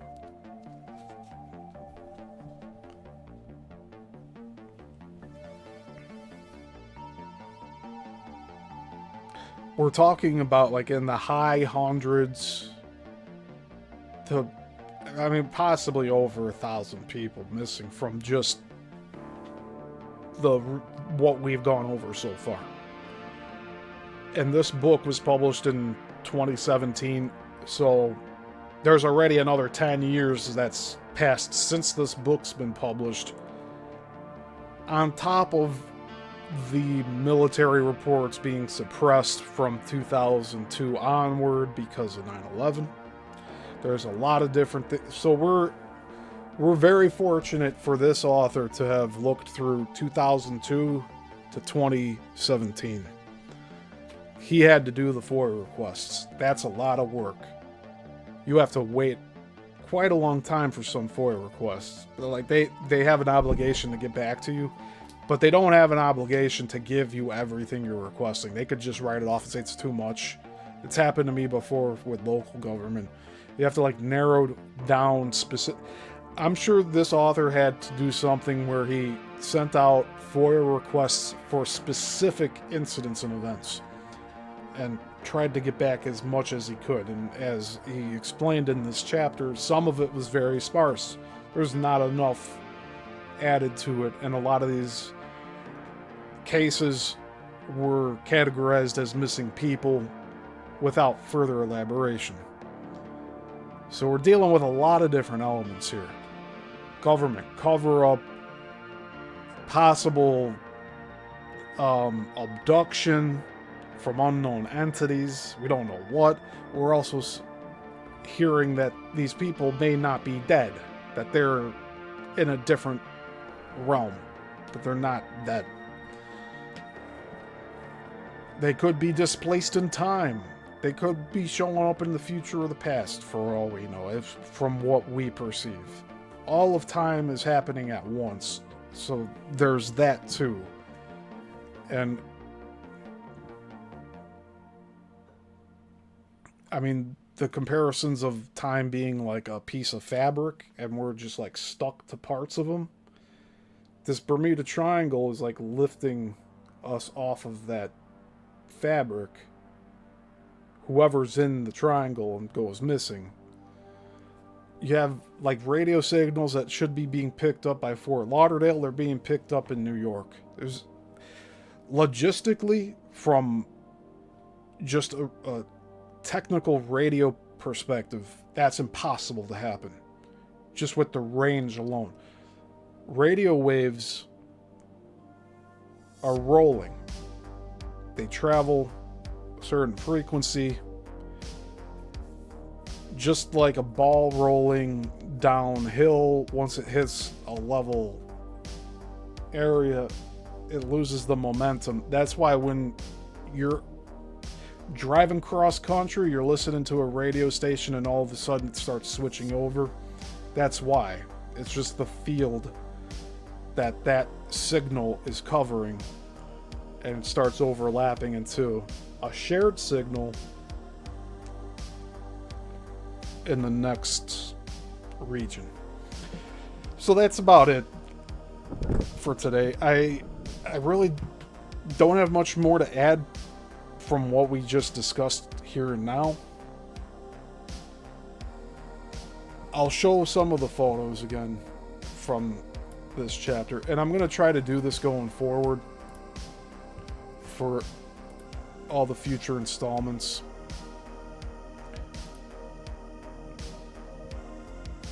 Let's zoom in on this thing.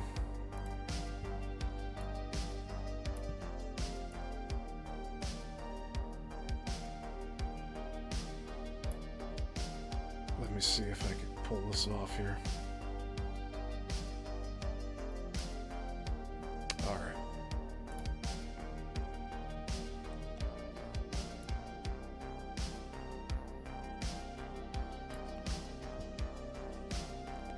I'm going to move this around a little bit.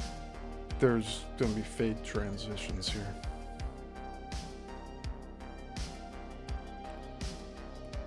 So the numbers that are on this map here are different disappearances. And this is just giving us a general idea of where all these took place.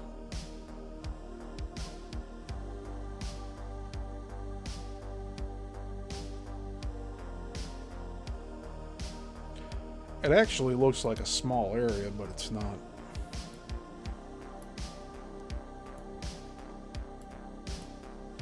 I want to make this a little smaller here.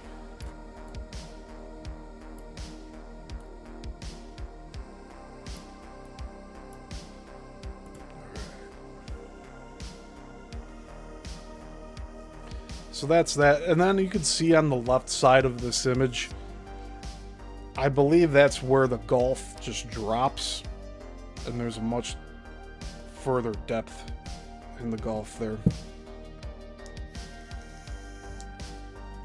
Then after that, we have the second photo, which was what a lot of these boaters were keeping an eye out for.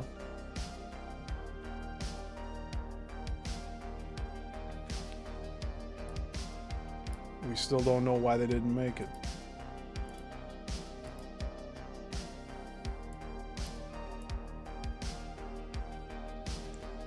And this is called Memory Rock.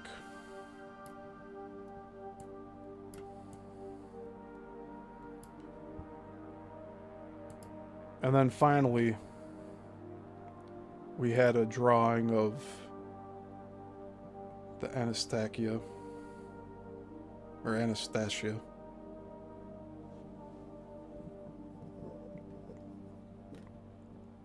See, we're dealing with all these different nationalities and regions, like the French, Norwegian, all of South America. We had Venezuela come up as one of the places where some of the derelict boats showed up.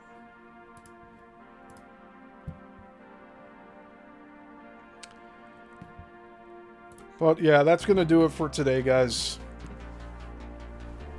Again, if you haven't liked the video, please do so now. And we'll be back for sure on Tuesday for Coral Castle. And again next Thursday, 6 p.m. Central, for Bermuda Triangle. We're going to cover that chapter on electronic fog. I think it's going to be a good one.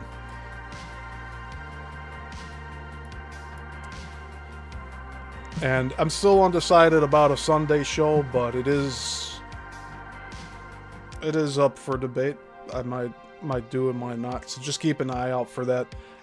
And if you are subscribed, check the bell notification icon. Make sure when you click on that it says all.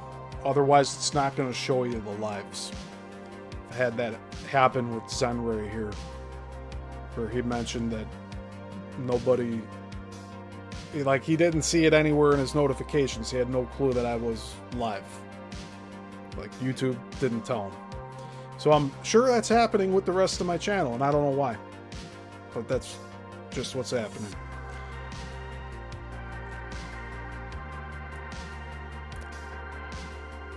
But y'all take care of yourselves. And until the next one, class dismissed.